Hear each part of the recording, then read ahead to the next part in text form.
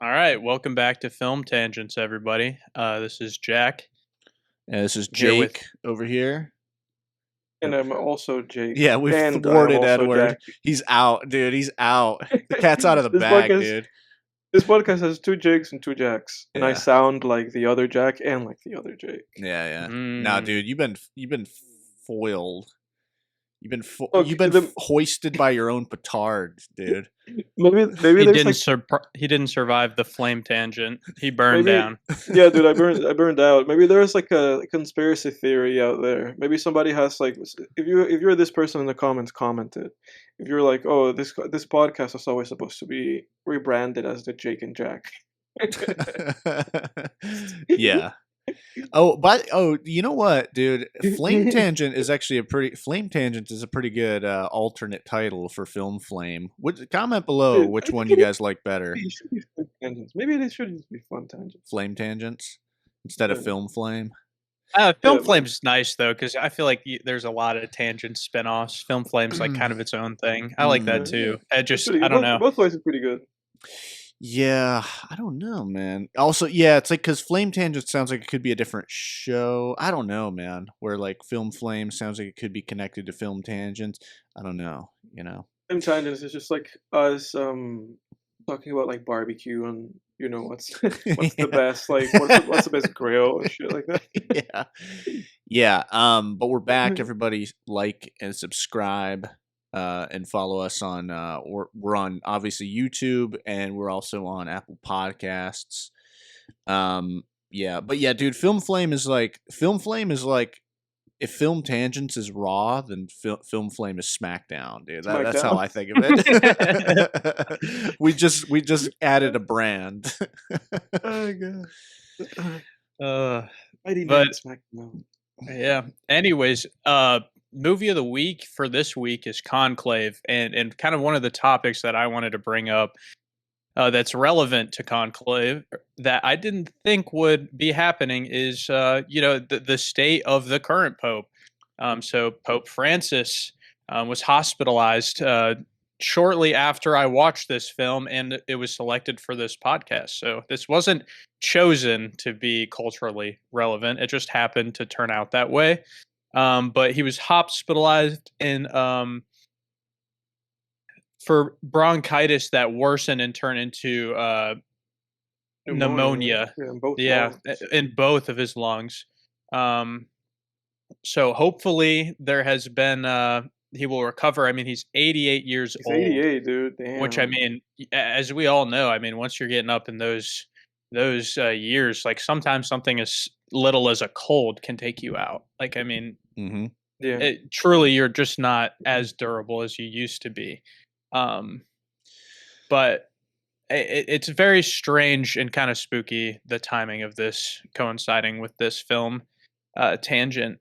Yeah. He's at a very delicate age. It's interesting because we've had, I feel like Film Tangents has had a handful of coincidences in the past. I remember like there's stuff that has occurred with like musical artists when I've covered their albums in my like chronological thing that I'm doing. There's times that we've talked about movies or artists, and then things have happened with them, and obviously a lot of people have passed away. Yeah, and we've had to do a lot of in memoriams in this show.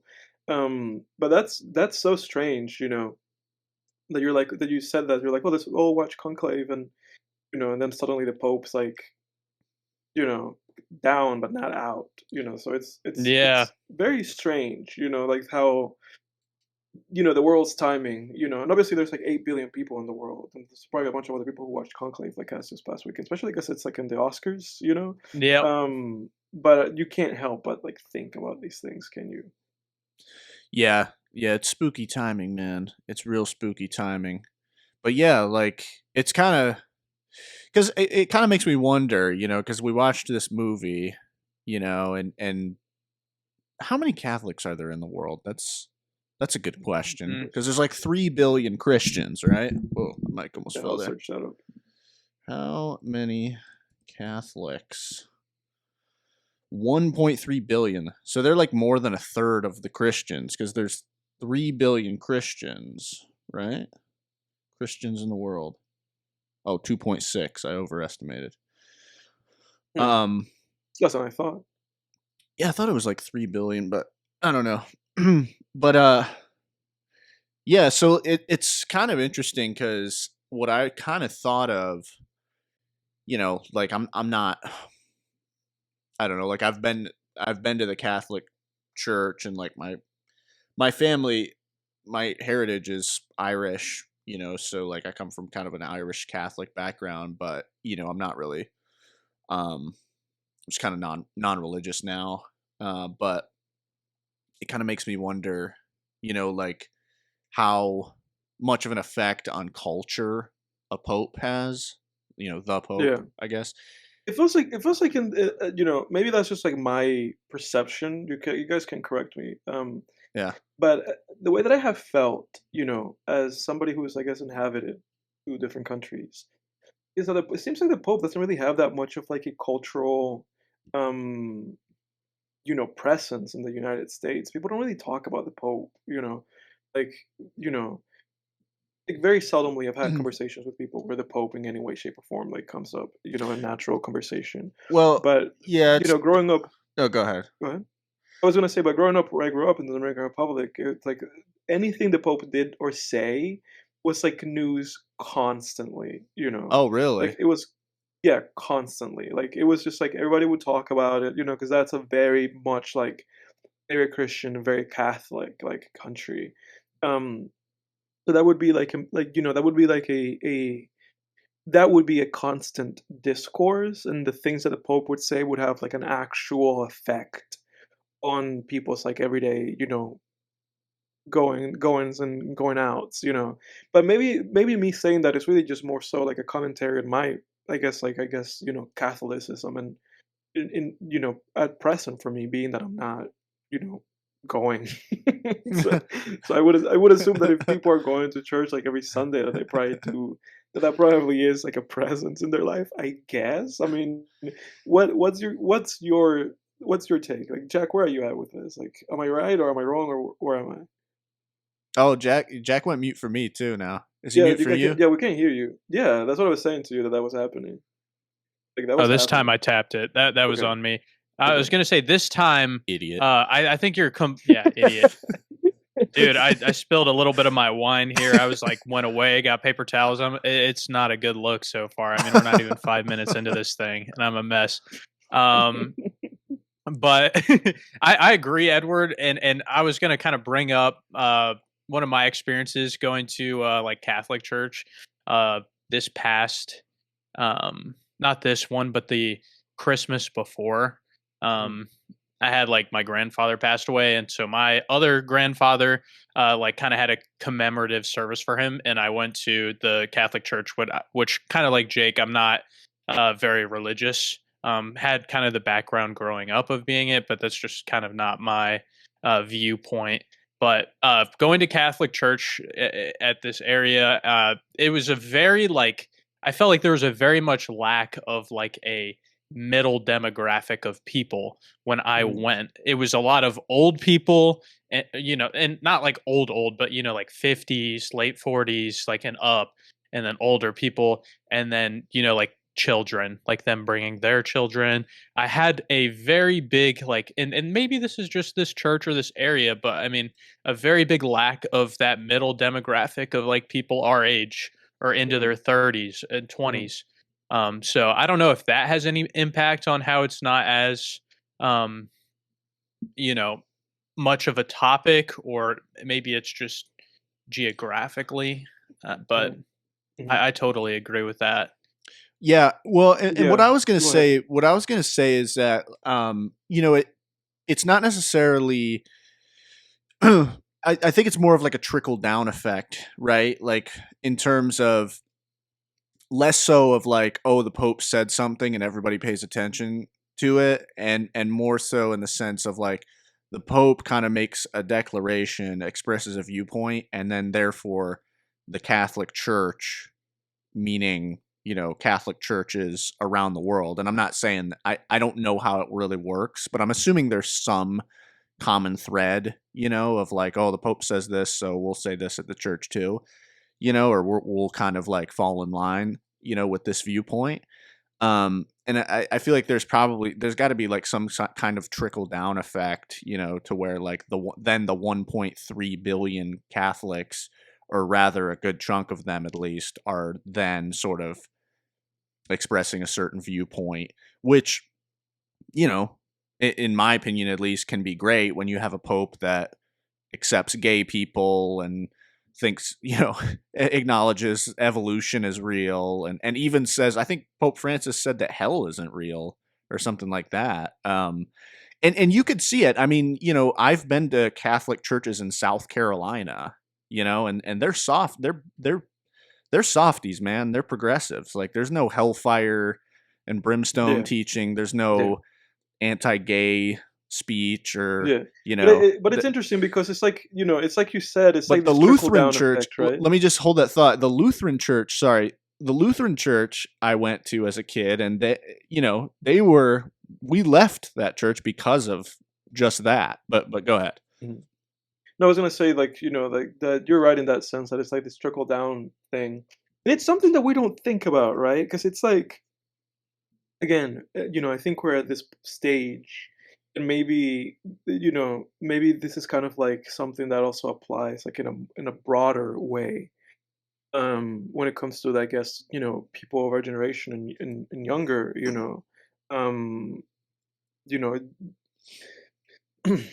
I guess the point I'm trying to say is that it almost feels like this kind of religiosity element of people's lives is kind of lost a little bit. It almost feels like that, 2 point whatever billion people, 2.6, is like made up of like, people older than us, and people who are, and those people's kids. Whereas, like, it feels like a lot, maybe I'm just talking not really knowing the numbers, but I think probably the numbers are not favorable when it comes to younger folks in their 20s. Yeah, Christianity as a whole, the Christianity's numbers are like plummeting, and like you can see it. The data seems to show that, and then also though, my experience in day-to-day life is like you don't even have to show me the data. Like, I feel like I see it. I saw someone like a year ago. It was actually like the sister of one of my like childhood friends, and we went to the same church growing up for like years. I mean, probably like almost a decade. And it was, she was like telling me that, oh yeah, my parents still go, and I was like, do you go? And she was like, no. And then we got to talking, and she was basically like, yeah, I don't really like believe that stuff. Like, I just don't, and like religiosity is really decreasing. It's fascinating, right? But despite that, I guess what I'm trying to build to is the fact that that 2.6 billion folks is still a very real number, right? Yeah. And also the fact that a lot of it is also, a lot of it can also be like more attributed to culture or place, right? Because then maybe people, let's say in like Brazil, might be like more. That might be like a country where everybody's just kind of more, together in terms of aligning themselves with that, regardless of age. But obviously, we're living in the U.S. right now. Yeah, 18 to 29, 32% of Americans in that demographic do not believe in a God. Yeah, exactly. So it's like a third of our generation. That's wild. So exactly. So it's fascinating, right? When you think about that, right? Like, kind of like how these things change. And like how time changes, and but the point I'm trying to make ultimately is the fact that despite that, there's still a very real number there of folks, and in that sense, the Pope is an immensely powerful person, right? And it's something that we really don't think about too often. Again, it's just because we're just kind of so removed, so much so that, like Jack said, there's a third of folks that are just not even religious or believe in anything in any given way. It's a third of the folks in our generation. So it's fascinating, but again, like Jake was saying, that people that you go to churches in the South, and Jake was saying, like, now they're softies, they're not like they're not being like this like hard boiled, like confrontational about specific topics, and it's because of the Pope, and now that Pope in and of itself is in a critical health condition. But even without that critical health condition, right, the guy's not that young, So he, I think we in the world are currently moving towards a situation where there's going to be a conclave soon. If not this year, God willing, not anytime soon. If that's the idea here with the Pope, but maybe, you know. Yeah. And then, Well, like the movie that we watched, according to the Lutherans, the Pope's going to hell. So, you know, his time is coming. it's time, the clock's ticking. But and eventually, I guess there's going to be an election for another one, and then that could change the outlook of all this whole stuff, right? Because then that has such there's such a huge amount of bestowed power to that position, and so much like cultural weight to it, right? Um, so it's fascinating, But I think about that often, religiosity and kind of where things are at in the world, because it's like this is almost like a different tangent or topic in and of itself, but it's the whole idea of the whole God is dead thing, and then just kind of like how, you know, for how technology or science kind of eradicated this idea, and how we're kind of progressively um seeing that be more and more of like a tangential reality. Like you thought that it was more than 3 billion, and it's like, oh no, it's 2.6.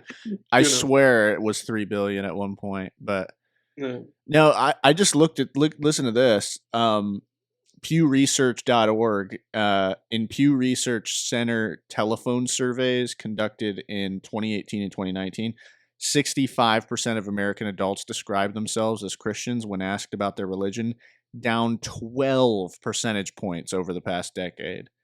Wow. So it was Mhm. 77%. That's a huge decrease in that amount of time. That's insane. Both Protestantism and Catholicism are experiencing losses of population share. Oh my god. Yeah, it's crazy. That's just gonna keep going up, because I think it's one of those things where it's like it could the method can only work for so long, and by that I mean that it's just like I think to be able to maybe circumvent that, right? It's just kind of like this hemorrhaging situation.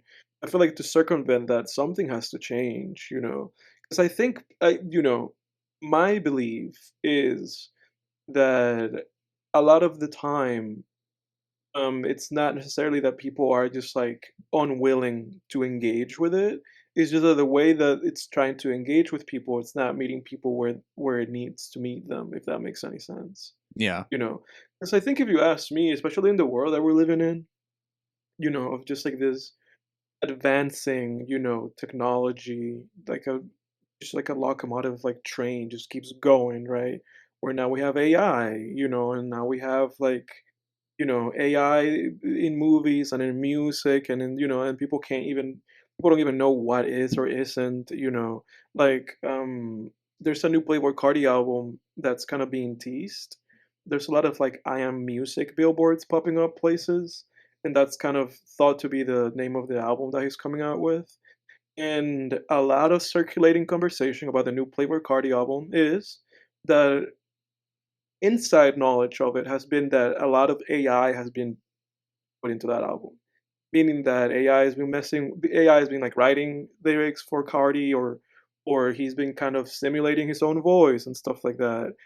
So then it's like in this world, and and we can go into that topic like further if you guys want to explore that. But in this world that we're living in, right, where it's this constant, it's like now we're living in the movie Her by Spike Jones, Yeah, right? yeah. Where it's like this we're living in this world where it's like we have access to all this shit, access to all this like artificial intelligence, access to all this like online games and dating and what have you, right? But but the more that we move in this direction, the more that we have disconnection, right? And the more that we have just isolation and people being alienated. And I honestly think that if religion interacted with people in such a way where it it tried to mitigate that people would engage with it, right? And obviously, in a way, that's what it tries to do because it's supposed to be this kind of community-based thing, but people are not interacting with shit like that anymore. It almost feels like, if it almost feels like if there was like a new wave of thinking with religion, right? That maybe those numbers could.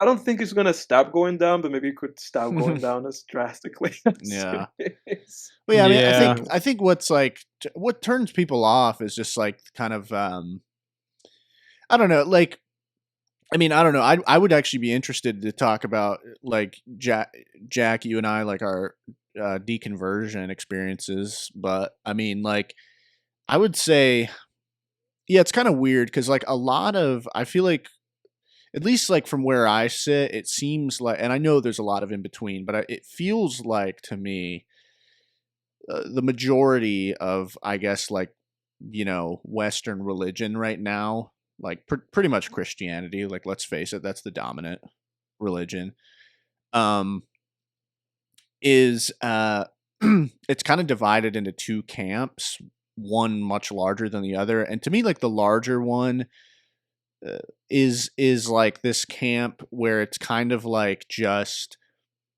it's just trying to it really is like a capitalist machine that's just kind of trying to get new members. They need new members, because they need more donations, because it kind of hit me, like I remember as like when I was younger, it just kind of being like, why is like my pastor and his wife, like, and just all, some of these different people, like, why are they just seemed so ideologically possessed to me. I was like, why is that? Like, what could possibly change them, or like what could change their mind or raise doubt for them or whatever. And it kind of hit me recently when we were kind of like, I was discussing our old church with somebody, and we were just talking about how, like, the pastor, like a pastor, certain pastors in a Lutheran church, it's like their education was paid for by the church. Their house is being paid for by the church. Their kids' college educations are being paid for by the church. Like their it's like, of course you're going to cling on to like these beliefs that are like paying your way, and that is why, though, to me anyway, it's why you have people going out and spreading the faith and trying to get new souls into the flock. They paint it as like they're trying to save souls from hell. It's the whole. There's an economic incentive. To exactly. That's the paint. That's the pitch. That's the sales pitch of like, it's the carrot and the stick. Like, and that's why religions without hells have died off in the centuries. Over time, there needs to be like because a there's fear-mongering element of it. There needs to be something to lose. That carrot and the stick idea, because I mean, there are people out there in their 20s, 30s, 40s, or even younger, or any age really, who they're afraid, man. They're afraid to even question that religion because of the fear of hell. And that's a powerful thing. If you can make people think that, hey, if you revoke your membership, you are going to burn in hell forever when you die. With the Pope and with John Lennon. Right, yeah. And Michael Jackson. I love those videos on YouTube. Celebrities I saw in hell. Yeah. So you have a dream. You have like a dream where you like travel there. Yeah. You're like, not you, Tom Hanks. Oh yeah. Well, you have all these books too. These authors write these crap books about how they saw visions of hell or whatever. And it's just, it's all like, because that's a powerful thing, man. If you can get people to be that afraid to leave the religion, guess what? They're going to keep coming to the sermons. They're going to keep dropping money in the wicker baskets. They're going to, it's a powerful thing. And then the smaller camp, to me, seems to be the very sort of like progressive church that just kind of accepts everybody and really just loves to cherry pick the Bible, and I applaud those folks for, recognizing, like, being good people and, being accepting and just preaching the gospel of love. That's fine. and I really actually don't even see like a societal issue, I guess, with that. But yeah. I think my skeptical brain, my skeptical mind, and again, it's none of my business what anybody believes or does, but just purely opinion based, like sitting back, I then have to ask, is this even Christianity anymore? Like, how much can you alter something until it's not even that thing anymore? You know, how many attributes can you take? Like, how many Bible verses can you take out of the Bible before it's not even really the Bible anymore? You know, because they're skirting around a lot of shit. You know, if you have a progressive church that accepts, you know, everyone and preaches that everyone's going to heaven and everything, you know, whatever it is, like you're really cherry picking, you're reaching, you know, and at that point, to me, it's like, why even hold on to the faith? Would you rather they be? Would you rather it be like dogmatic? No, you know, like is that exactly? So no, it's like, I wouldn't. But I just, you know, I'm just speaking from a skeptical point. I'm just speaking from a point of view. I guess what I'm trying to say is it's just, I don't know. It's like what do we need at that point? What do you need the faith for? Say, like, what do you need the the super? Don't, right? Well, like here's the so. I guess what I'm trying to say is like at least the people who are dogmatic, at least they recognize that like, and believe me, I don't think society benefits from dogmatic. Yeah, but if you're religion bending at it that all, much, it's like why even like cling to it, right? Yeah, exactly. It's definitely a big evolution from the original text. Well, yeah, like for example, like take the whole creationist versus evolution thing. You know, like obviously anyone who knows anything about science like knows that we're as sure about evolution as we are about, you know, the earth being round. Like it's not up for debate, you know. It is now, Jake, there's some people who have not gotten in that boat though. He opened up a can of worms right there. There's BOB, you know, there's BOB's not that boat. Right. Yeah, exactly. So I can't really, that's not a good analogy, the world being round for BOB. But no, so obviously, like, you know, people love to rip on creationists. It's fun ripping on like creationism and you know, thinking that like the world's 6,000 years old and man walked with dinosaurs and all that. But I will say, I will give them credit. At least they have an understanding that evolution presents a problem for the religion. Like, you know what I mean? Like that. And if you think it doesn't, I mean, the creationists do point out their conclusion is a lot different from mine, but because it's just two different conclusions. My conclusion is scrap the Bible. Their conclusion is scrap evolution. Right. But I guess, what I'm trying to say is like, at what point do we even need the faith anymore? You know, like if we're going to alter it that much, like why do we even need the supernatural beliefs? I think that that's just something inherent in people. Yeah. Is that like, we just want to believe, you know, it's something bigger than ourselves. We need some way to rationalize the feeling that like we're insignificant in the scheme of things. We need something to explain why, you know, like bad shit happens and people who don't deserve things have unexpected difficulties or life altering or life ending things happen to them. I feel like there's just a psychological need to have something to cope with that. And I think that religion over the course of time has been probably one of the best ways to do that for people. So I think 100%. That's a huge attractor. I also wanted to say too, like about kind of like Edward's point, like with the declining religion, like I think a big part of that is due to like technology and having access to, you know, seeing the news every day and seeing that just like bad shit happens all the time, constantly. It's hard for me personally to believe in a higher power or like a benevolent God, regardless of knowing that the Christianity God is not that from an origin standpoint.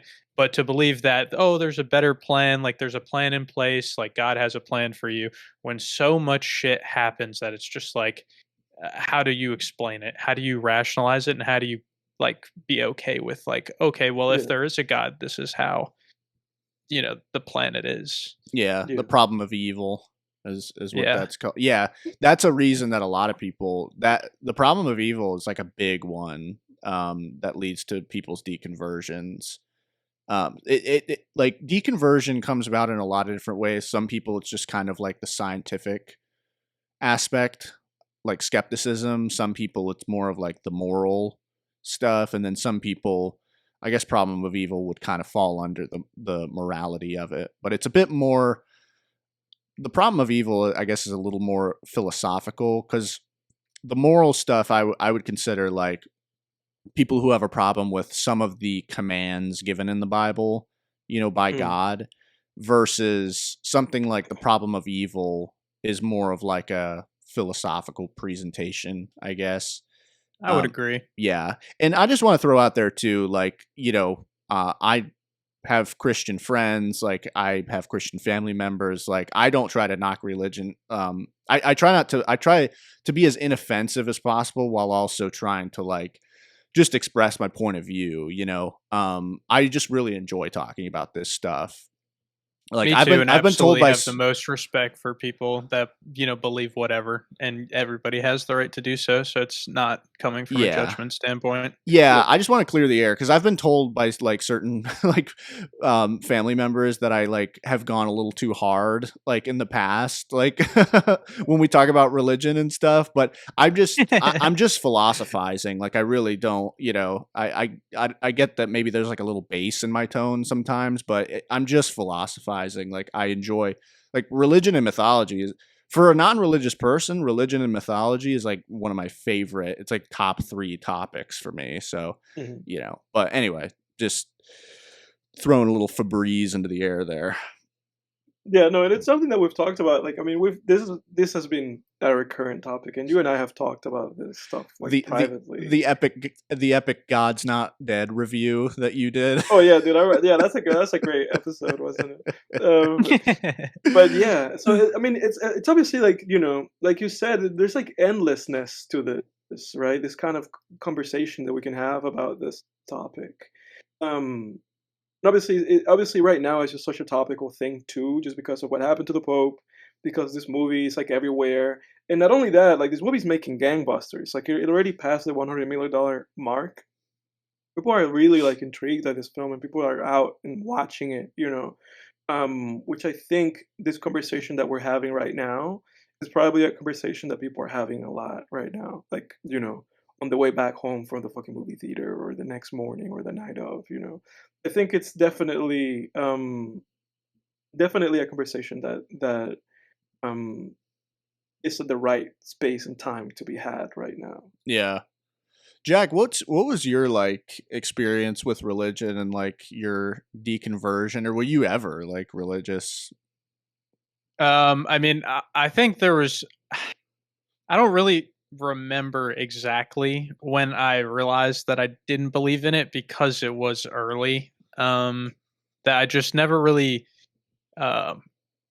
exactly bought into the idea of it. And I think that like I'm gonna throw a breadcrumb for the movie review later. Like there was one quote in this movie that kind of sent like chill down my spine, and it was like when the dean, the main character we're seeing the point of view from, says, "Only the one who doubts can truly have faith. Certainty is the absence of faith."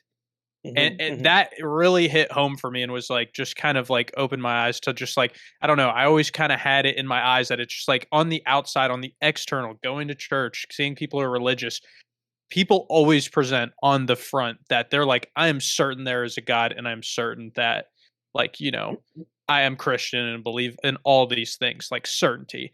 And that quote really hit deep for me, being like, everybody's uncertain to a certain degree, and like that's part of being able to have faith in something larger than yourself, is like accepting not being able to have proof or to like have something to latch onto to know for sure.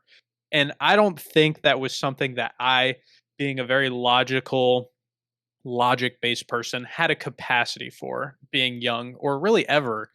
So it was hard. It was really hard for me to buy into religion when there was something that I couldn't see, something that I couldn't prove, and that it was just, seemed like a tall tale to me. Hmm. Um, so I had always had my reservations about it, and always felt like, um, I don't know, just like out of place in church, and just being like, it's just weird, like people in robes and they're carrying these staffs and doing all these things, and people are chanting scripture and quotes, and it's just like, I just was like, I don't get it. Like I just don't like I.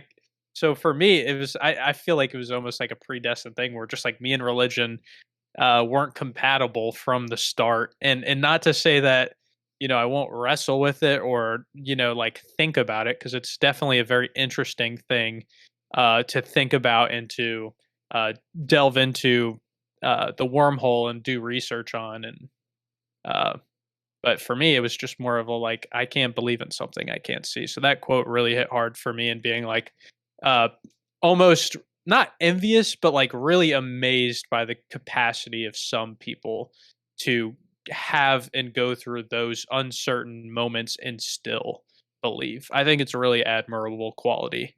Hmm. Um, I and I I I would recommend kind of like a further watching, like a further reading kind of thing. There's a movie called Doubt from 2008, I believe. I don't know if you've seen it. no, I think it's like, I let haven't me seen. actually look it up so I don't say anything correct. But it's Meryl Streep, Amy Adams, and the great and late Philip Seymour Hoffman. And that is a great movie. Never If seen you like that. movies like if you like movies, I think I've mentioned it to you before though, Jake. Because when I watched it, I immediately was like, "This is great," and it's like great top to bottom because it's like great script. Obviously, from the actors that I mentioned, you know that the performances are like top notch performances, and obviously, as the name of the movie suggests, the movie in and of itself is like dealing with that idea, of certainty. And the movie itself is like about a very kind of specifically like dark subjects. It's about you know um the inappropriate relationships that people in positions of powers like a priest may have with children sometimes. The movie is about that, but also about the characters like relationship with faith. Great movie. So just a little bit of further reading or further watching for you if you're interested, and then for the audience if you guys want to follow up on just another great film in this subject. But Nice. yeah, I i just added think i that to my think watch list. yeah, no, I that's got a it really good noted movie. too. I really like wholeheartedly recommend that movie. But it's and also I forgot to mention um Viola Davis is in that movie, and she gave an amazing performance. Before she was like Viola Davis. Yeah, yeah. Nice. But yeah, so like you said in this movie, there's like a lot of great quotes in this movie because I think this movie in and of itself, based on a book, is also wrestling with interpreting religion right in the modern times and communicating that to people, right, of like how is it that we how do we wrestle with like all these kind of uncomfortable feelings that people have had about the church and about religion, and just kind of addressing in this kind of very obviously artistic but very kind of like thorough and straightforward way, kind of like these misgivings that people have had with these kind of things over time, right? So it's kind of fascinating, just kind of how we over time explore our own relationships with these things. Because I've had, in my own journey so far, regardless of how young we may be, right? Because there's about 50-year-old guys listening to us, it's like, oh, these young guys. Um, My but journey. but we're on this kind of journeys through life about these things, and religiosity and spirituality is one of those things. But a lot of the way that this movie thinks about it is kind of the way that I represent myself in that same like sphere.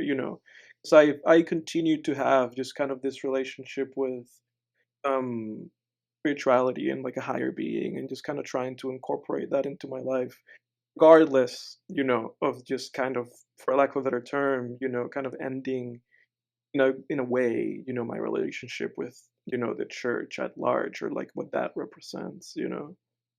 Yeah. Yeah. for me, it was like, I mean, when I grew up, it was, growing up, I very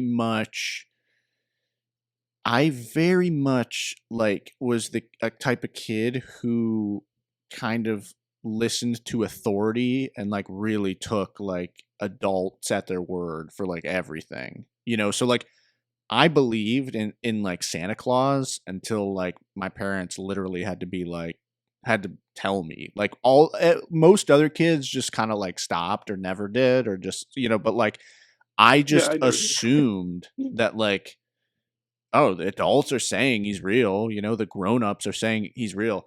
And I mean, like, how trusting I was of grown-ups and like, adults makes me really fucking thankful, by the way, that I was in a safe environment. Let's just say that. But as a kid. Yeah. But yeah, like, I mean, if I would get in elementary school, if I would get in trouble like with a teacher would like, you know, reprimand me or something, it was like the end of the world. Like, just grown-ups were like, they were grown-ups, to me, like at that age. And so along with that came like religion and God and everything. And I just assumed, I was like, oh, I guess God's real. I mean, the adults say he is, the grown-ups say he is. So that's the way it is. These like 80-year-olds from church are saying he's real, like wise old people, um, my pastor, he's a grown man, gets up on the altar, stands in front of the altar every Sunday and talks about God for an hour. Why wouldn't he be real? If people are spending all this time, and then the first seed that was planted. So the first seed, I should say, for my deconversion, I was a big, I loved dinosaurs as a kid. You guys know this. And I absolutely just dug dinosaurs from the time I was like 3 years old till the time I was about 26. So now there was a clash, wasn't there, between dinosaurs and God?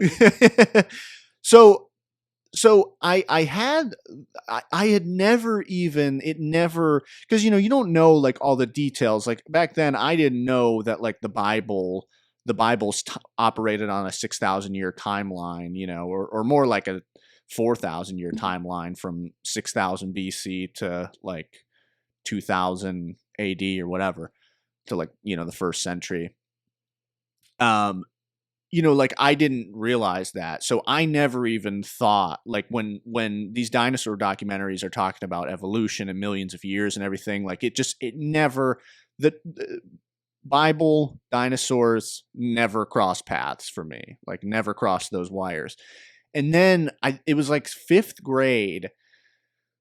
I don't remember how the conversation started, but all of these 5th graders we're talking about dinosaurs and evolution and stuff, and all these 5th graders just start being like, dude, evolution's not real. And I'm like, no, it is real. I assure you. I've been studying this stuff for 7 years, from the time I was 3 until 10 now, and I was like, and I remember getting like frustrated because I was like, dude, I'm like at 10, for a 10-year-old, I was an expert. I was like, dude, I could name like 50 species of dinosaurs. I know I could rattle off every geological age to you leading up to the present day.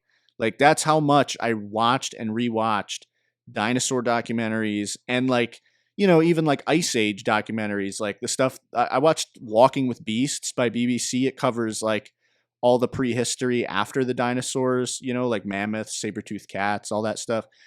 And I just remember having this realization of like, holy shit, these kids are like ideologically possessed. There's a bunch of like 5th graders here, like kids, like just screaming at me, and they don't even know. I knew these other kids weren't experts.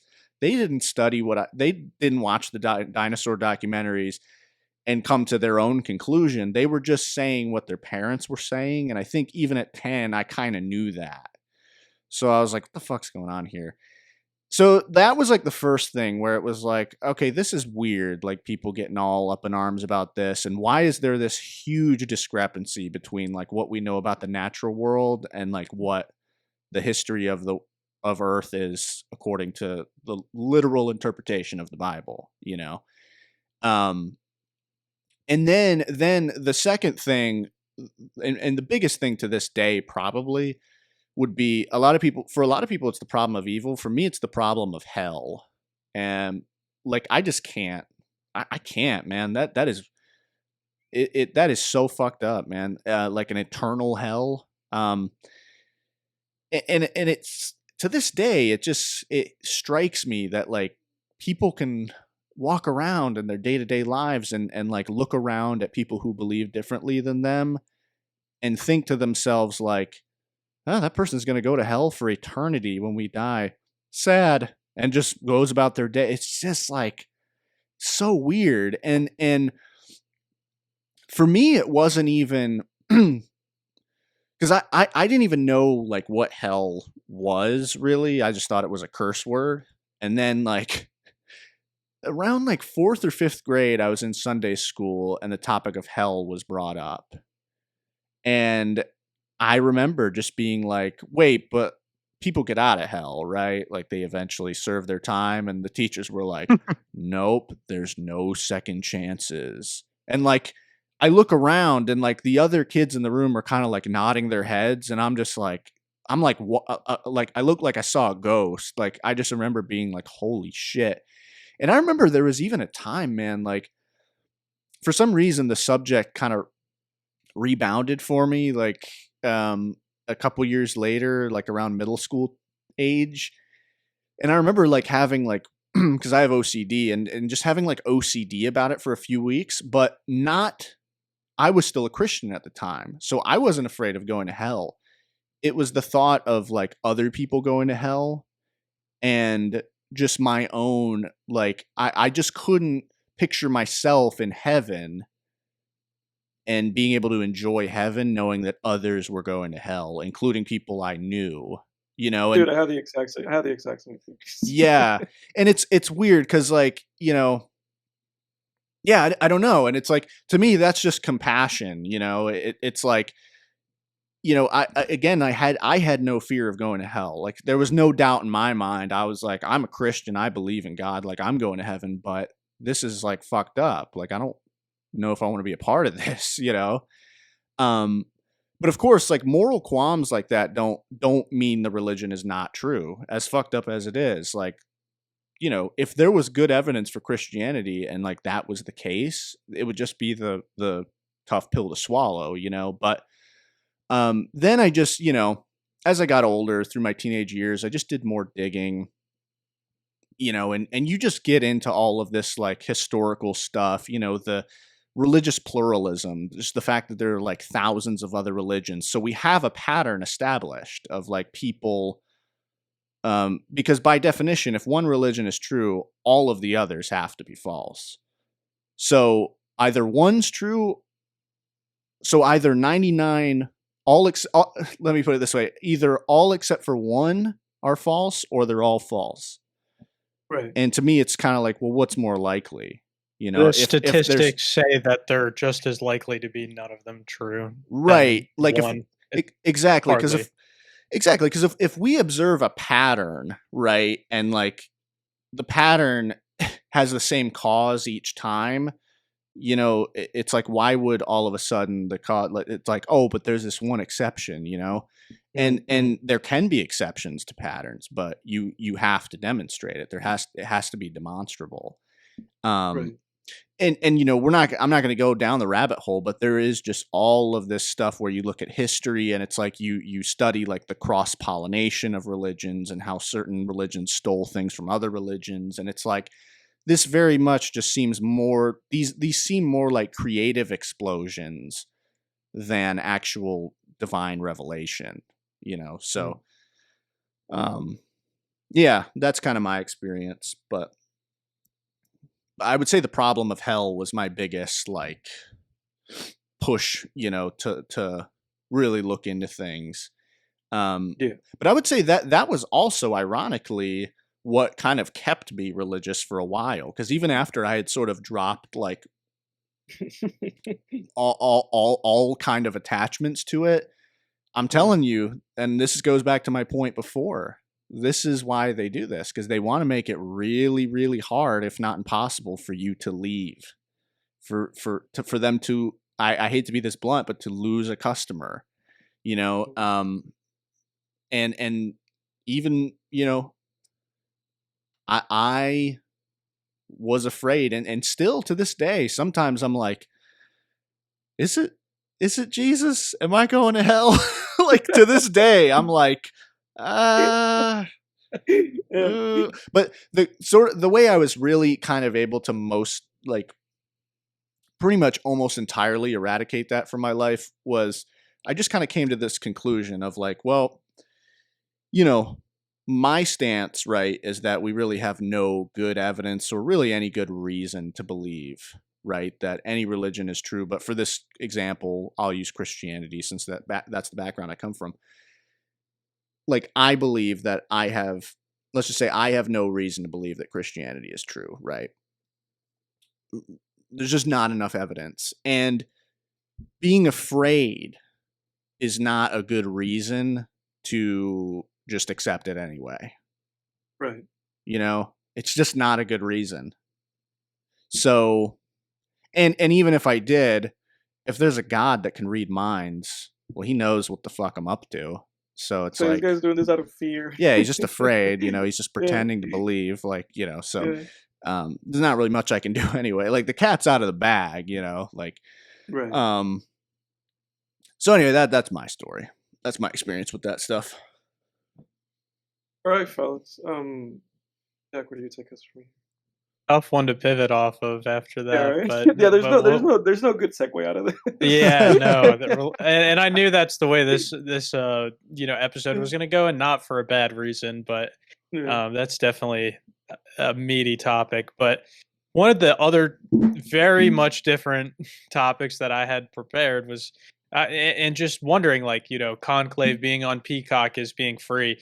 Every week since I've been getting involved in the podcast, it seems like I'm on some different streaming platform to try to watch it. Since obviously I would never, pirate it or anything like that. Of course. Sure, I would not do that either. Yeah, I would never do that. So that is certainly not how I watched that movie. And that is certainly not how I watched it twice. Because I don't have Peacock.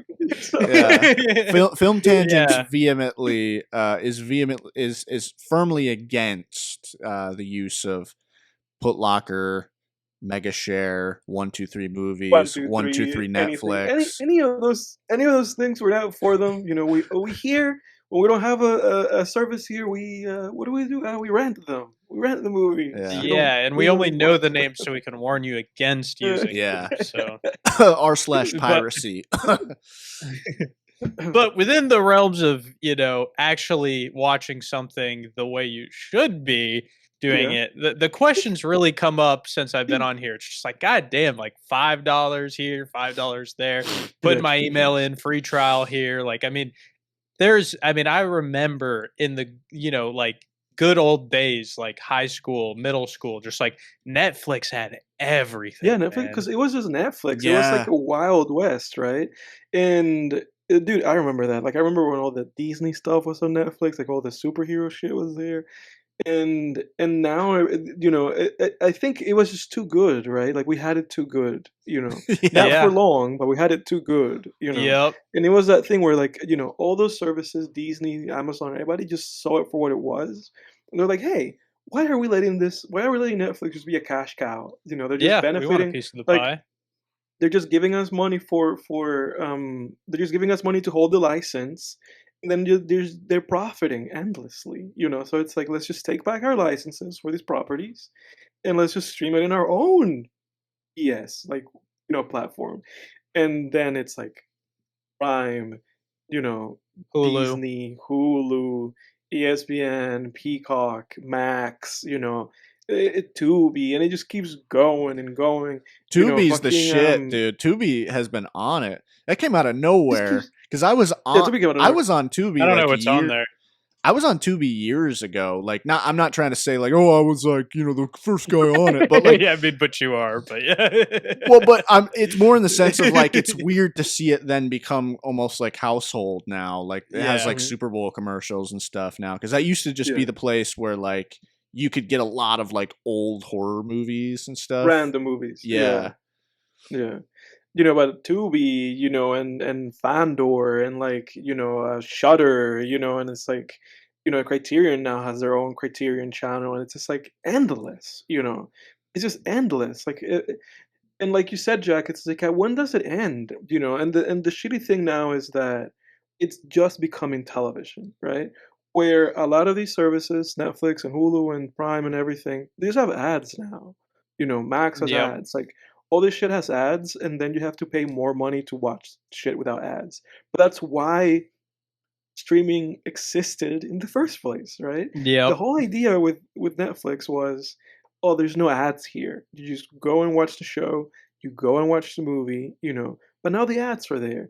And interestingly enough, I read in the news that the Grammys are now going to be like in 2026, I believe, the Grammys are going to be also on Disney, like on Hulu. So Hulu is gonna like stream them, and Yeah.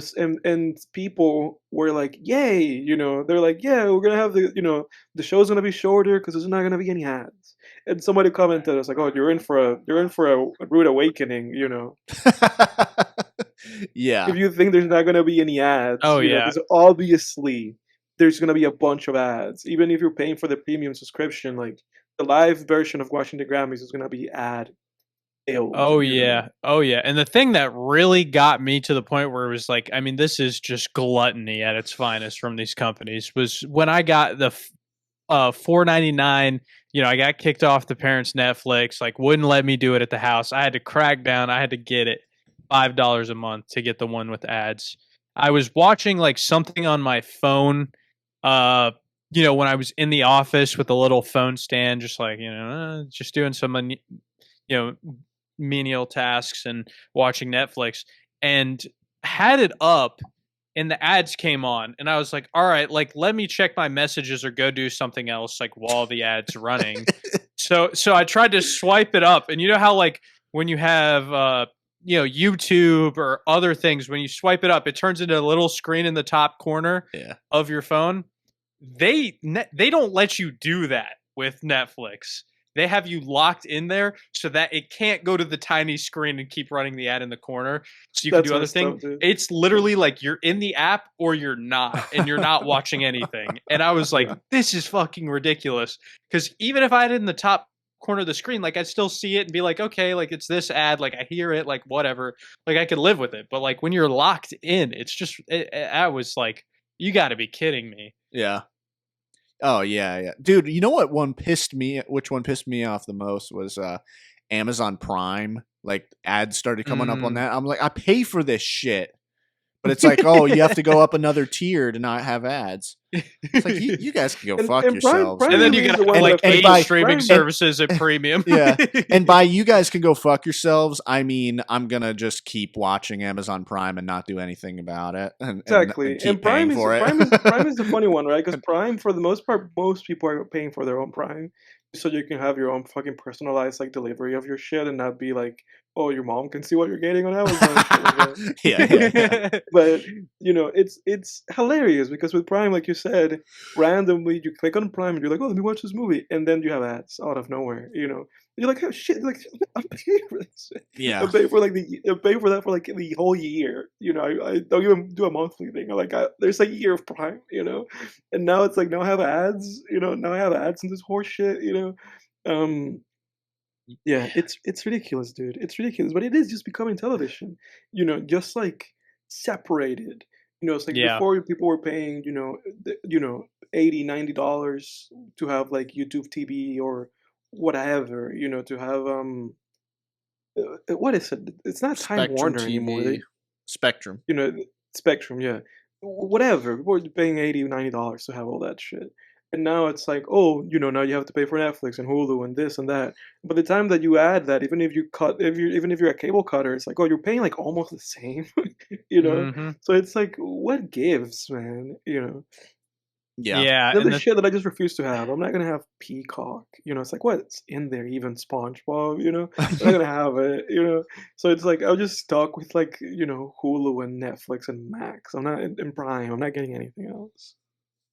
Yeah, but it's kind of what I was going into is like, we're in an age where streaming is predominantly the way that people are consuming television, movies, anime, like whatever games are on Netflix and different places. Like, I mean, yeah, man, fucking games are on Netflix. Games are on Prime. You can have, there's free games. Yeah, What the hell? Amazon has their own like exclusive content for games, like where you can get Prime rewards and get skins and other things as well, free games of the month. Bananas, like, I mean, bananas. It's crazy.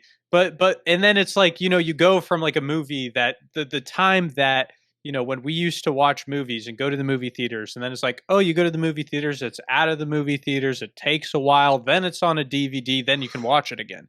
Now it's like it's out of theaters, or it's not even out of theaters, and it's on the streaming service, and you can rent it. And it might be like pay gap to be like $20 to rent it, but it's like that's the same thing you're gonna go pay to go to the movies. It's bananas because it's like, now it's like 2 weeks. Maybe we'll have like a 2-week run in theaters, Yep. And it's just like, and it's basically just for tradition, Yep. It's just tradition. And it's ridiculous, It's like basically. And that's what my question is. Do you think that's going to go away? And is there going to be a tipping point when tradition isn't enough to keep the movie theaters going? 100%. And we're all just going to be in our homes watching it. I hope not, man. 100%. 100%.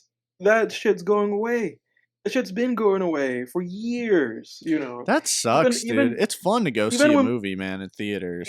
Even when they were doing shit like Movie Pass, where it was basically just like, hey, just pay for a monthly subscription and you can go and watch movies whenever. Yep. That shit failed. Movie Pass failed, And now theaters just do their own version of Movie Pass. Like your local AMC, you can have like a thing with them. They do a thing now where like for like $27 or something, you can watch like up to 4 movies a week, some shit like that. So now theaters are doing their own version of Movie Pass because Movie Pass canned.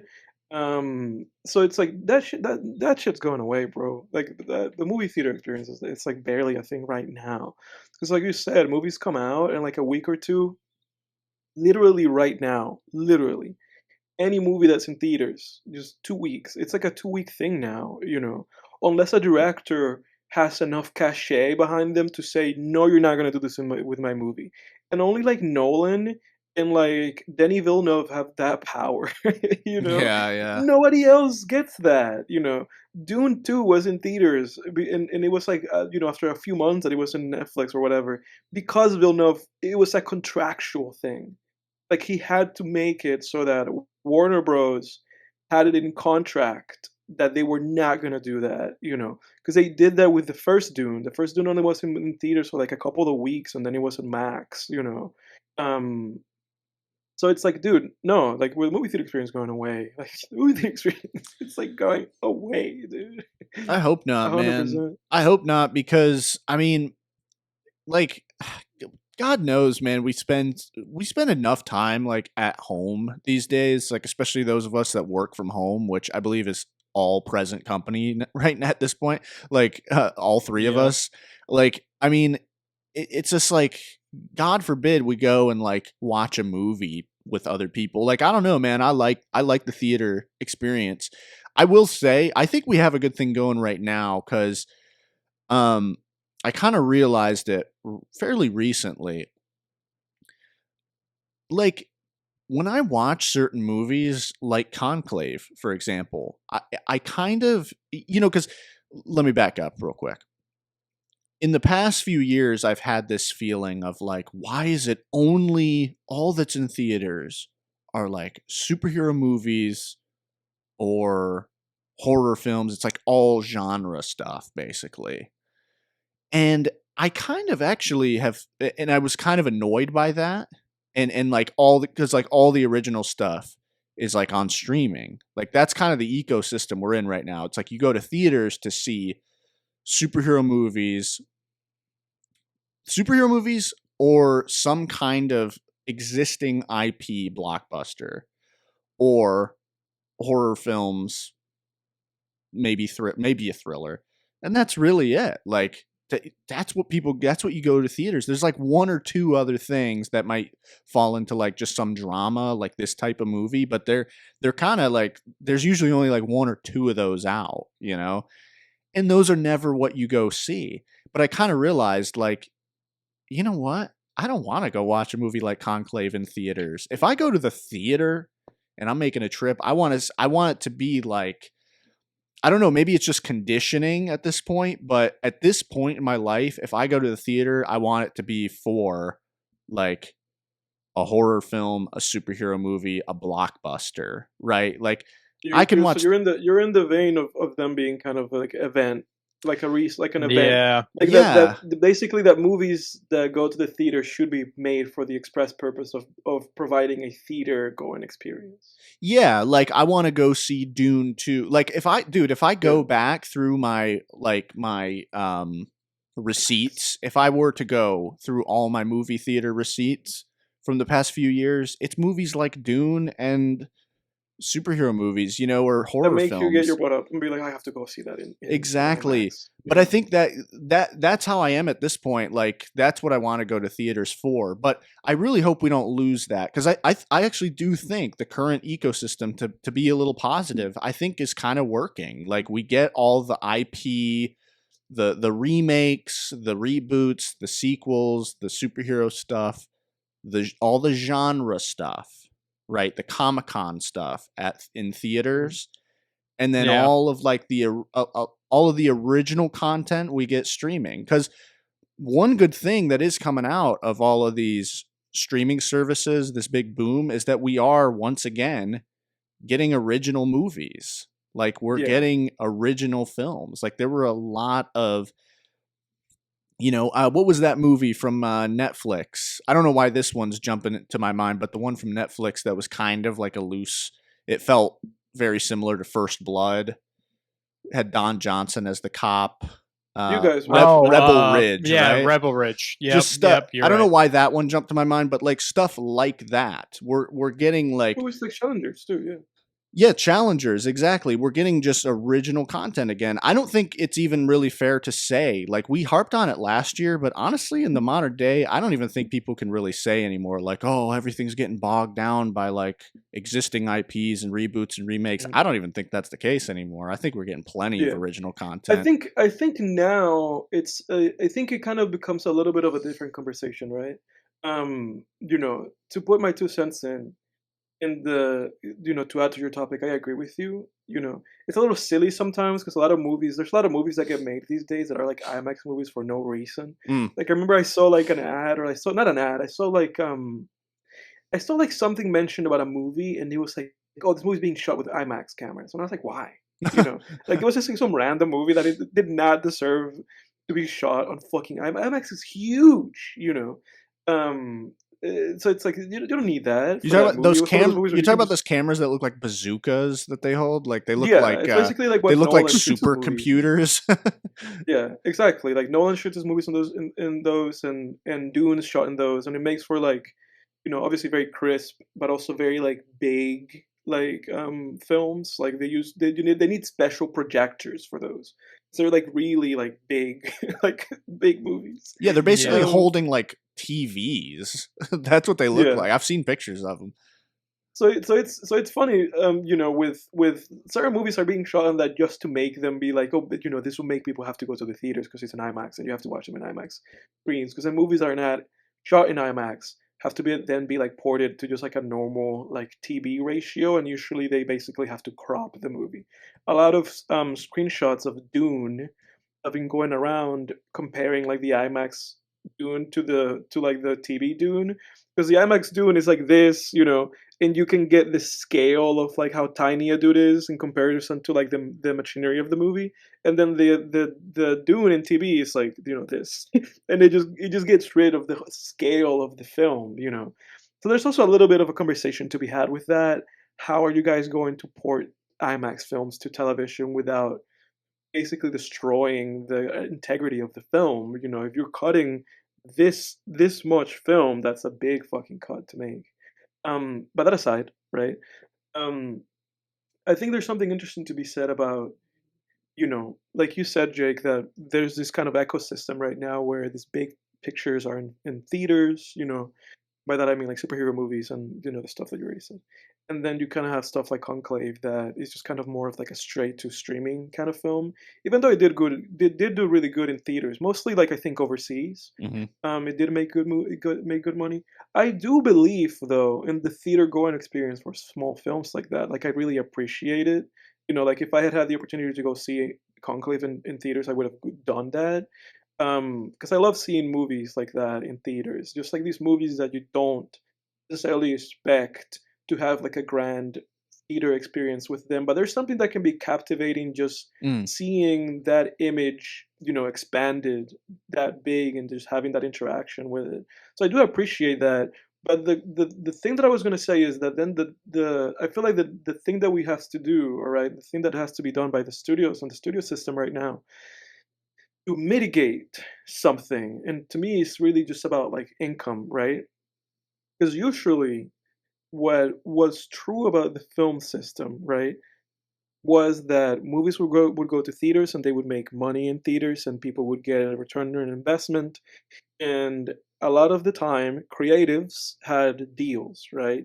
Like writers and directors and the stars, basically being like, after this movie breaks even, all of us are going to get royalties and all of us are going to get like splits, and the shitty thing with like Netflix and Prime and stuff like that is that there's none of that anymore. They just buy things outright, and then there's no royalties for people anymore. And I think that's something that I think there's something to be said about that, right? And then how that affects like films, how that affects distribution, and how that affects people in creative positions making movies, right? A lot of the time, people are just like basically just breaking even, and nobody's making profit out of their art anymore, and that's like a really huge like bummer. Yeah. Yeah, it's true. It's kind of similar to what's going on with Spotify, I guess. Even though I'm not Yeah, educated on 100%. what that is, I just know that like the artists are But getting that's fucked exactly, somehow. dude. But that's exactly Yep. it. That's exactly it. And the only thing that still exists in any way whatsoever that prevents like filmmakers from just completely getting screwed by this platform system of streaming, it's theaters. And then the only thing that prevents music artists from getting completely railed is the fact that they can go Concerts. and do concerts. Yeah. Yeah. So that's the shitty thing about the idea of losing the movie theater experience, right? But also of alienating the smaller films of the movie theater experience, because then we're basically saying to the artists, whom for you and me, Jake, is us. It's like, oh fuck you guys, you guys are not gonna make any money. So it's a fascinating conversation to be had, and obviously that's why all that stuff was going on in Hollywood, right? With the whole like the protests and with the writer strikes and stuff like that, because people basically just want rights, and people want to not just have Netflix say fuck you guys. You guys are gonna have to play by our rules, and we're gonna make all the money, and you guys are gonna have to just work for us. And if you wanna make anything, you have to go through us, which is horseshit. Fuck Netflix and fuck all those people. In that regard, everybody deserves rights, and people need to be profiting off their art, because otherwise, like, how are people gonna eat? Yeah. Yeah, I don't want to lose the theater experience, man. Like there's nothing like going into a theater and just a packed theater, man, and just enjoying a film with like a bunch of people, Yeah.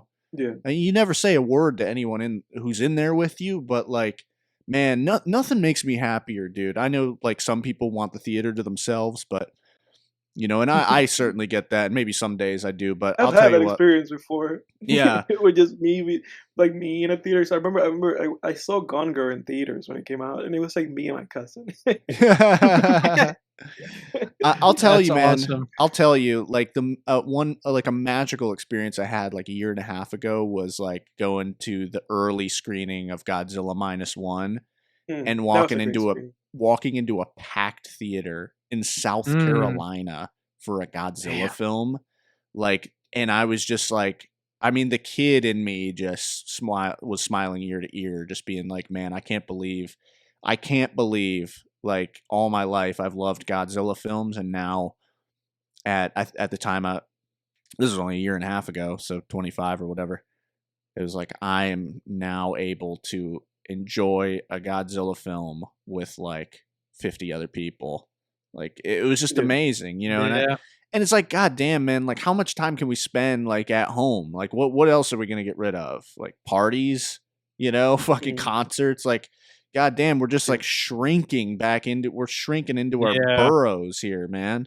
Yeah. And how much do you lose from an art perspective? Like, you know, when you're filming a movie and you're doing things intentionally, whether it's on screen or whether it's like the times that you choose to, you know, have things happen or how loud things are, how much of that do you lose when you're just sitting at home on a television that doesn't have the equipment, you know, that to really showcase what the film is trying to do on the highest level? Like, you do lose that if you're sitting on your laptop or watching it on a TV.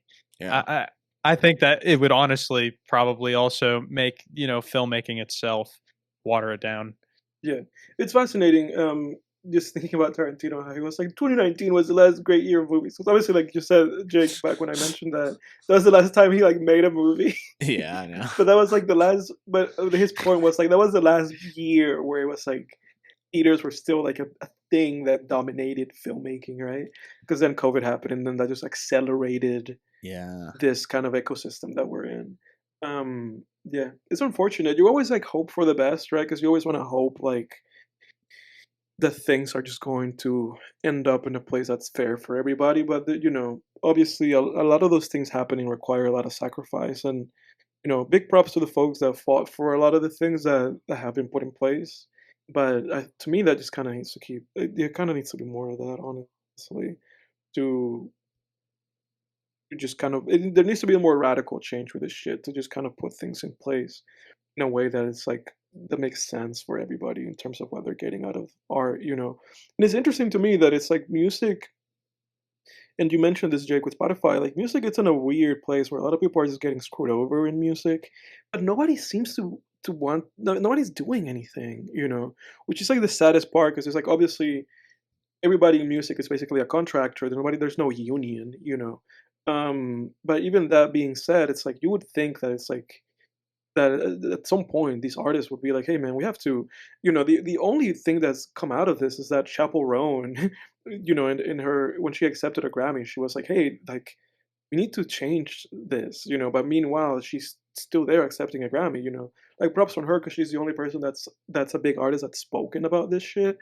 But it feels like artists, like it feels like big artists, you know, are just kind of are just kind of in a place where they're just like, I'm profiting, so I don't care about the little guy, which is tough, you know, because like you said, Jack, it's like, what does that mean for art in the grand scheme of things, you know?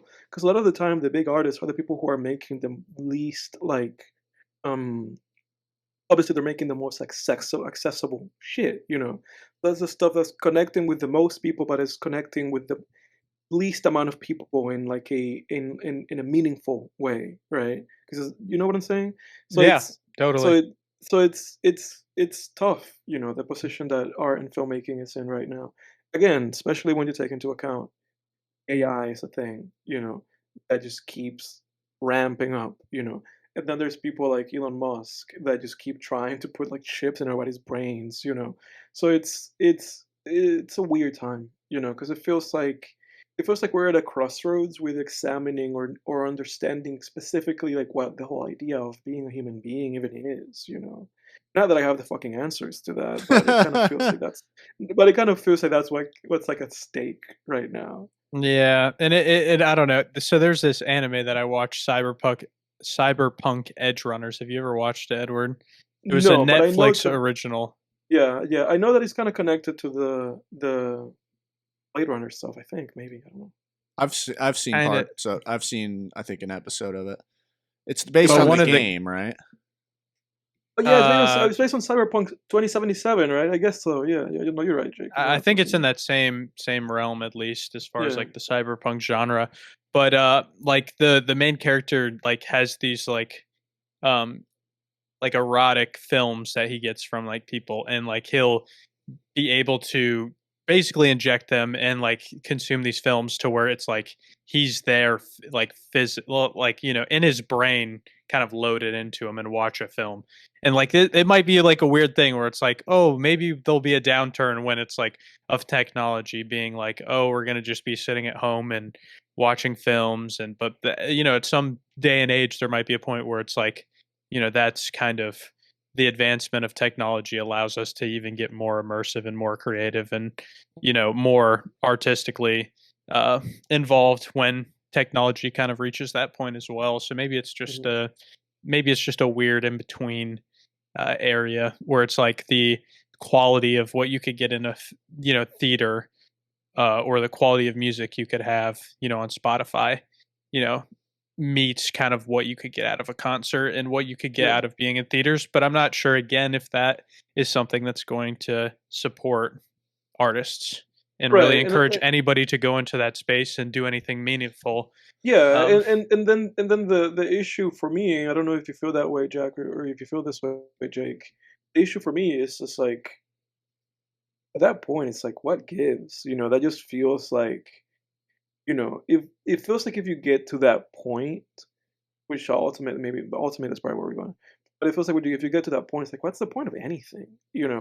Like because then you don't have to fight for any meaningful experience, right? Yeah. Like you get what I'm saying? Because if you're doing that, if that's if you're saying that that's part of the show, if you're doing that, like what's the purpose of having like a partner or like seeking connection with people or like going to a concert, like, yep. going to the movie theater? It just feels like it feels like stuff like that, where it's like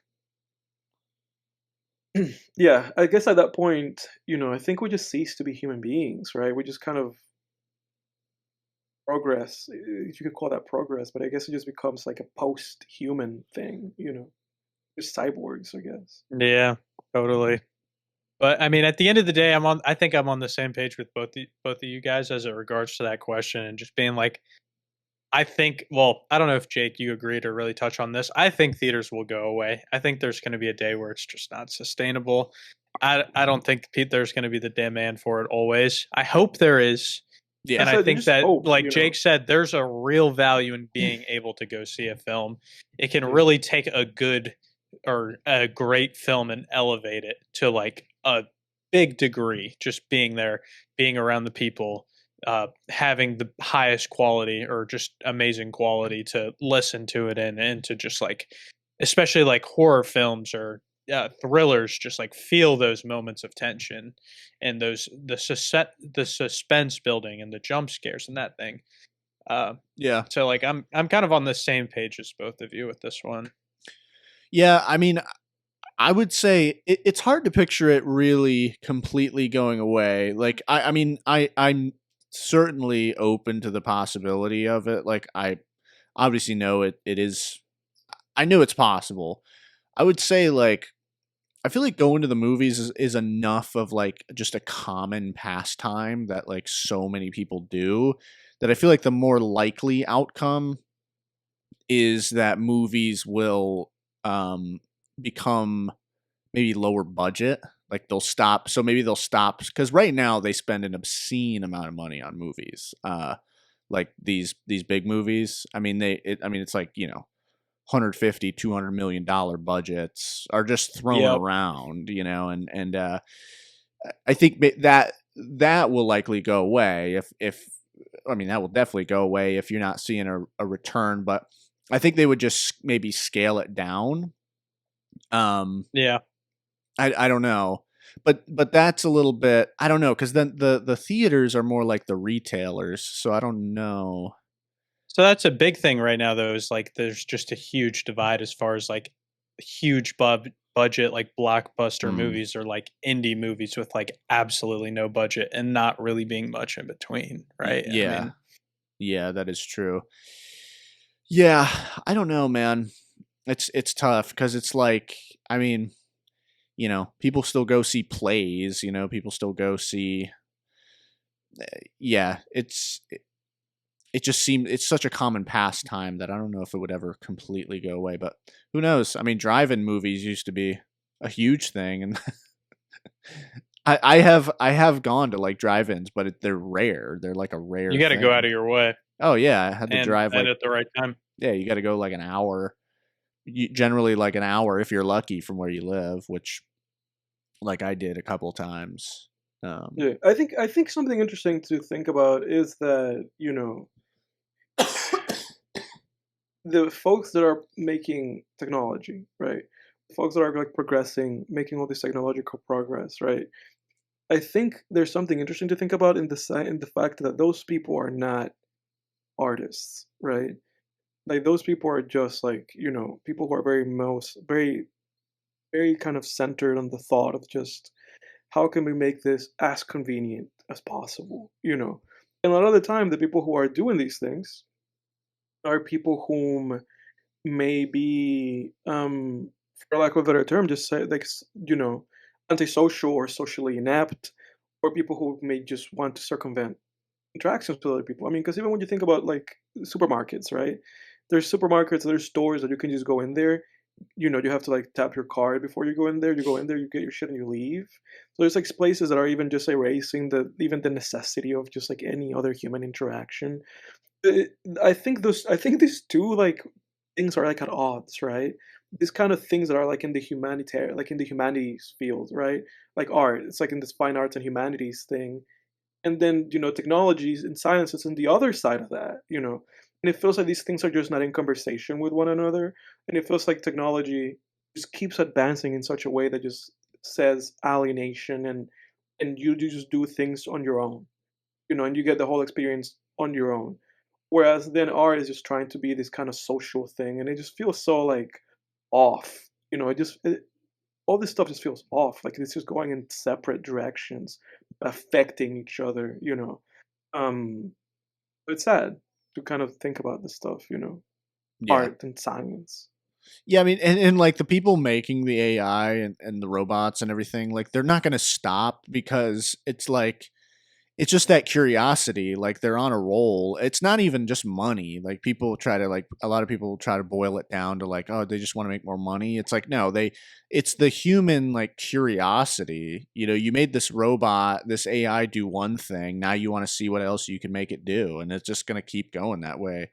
You can't get someone who's obsessively working with AI all day to just suddenly like stop being curious about what AI can do.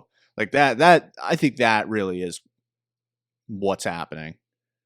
Yeah, and I think like the ability to like I think a huge thing that's going to be very interesting to see as we're kind of technological invention just like continues to just exponentially occur is just like there's going to be a point where how we interact with it changes tremendously, and like what impact that has on like who we are as humans and who we are as people, like how much of that is going to change that factor. And then people are going to be potentially, I mean, I don't know how it'll work, but if people are growing up with access to immense information and data multiplied by so much compared to what we had, and we had an access to a lot of information growing up compared to recent generations. Yeah, it's like radical. What effect is that going to have? Yeah, it's very radical, very radical. Yeah, but again, I don't think this stuff is like connected with what the human experience is. It's not. It's definitely not. Yeah, so it's yeah. That's kind of all I have to say. All right, yeah, I'll go first on the recaps. Yeah, I'll go through my movies first. So I watched, let's see, we watched Madam Web last week. Everybody go watch the first episode of Film Flame. Gave Madam Web a good grilling there. Yeah, it's so funny, dude. This episode is so different from our last two episodes. It's like two different podcasts. Like we've just been just completely serious on this episode, but that's how it gets, guys. Yeah, but it's true though, because it feels like the Challengers episode is just like full of jokes and comedy. I know. And then last week was just full of suffering, and this week is full of philosophizing. Oh, by the way, did you guys see in the news? I have to bring this up that anglerfish swimming to the surface of the ocean. Yes, that's what my girlfriend's TikTok has been full of, like edits of this angler fish going up to the surface and all these like philosophical like captions to like finally seeing the light and all this shit. Like yeah, my girlfriend's been sending me those too. I was thrilled that it became like national or global news or whatever, because at least national news. I mean, people at my work were talking about it and stuff. I mean, yeah, it's cool. I mean, I like anyone who knows me knows I love deep sea fish. I have a giant.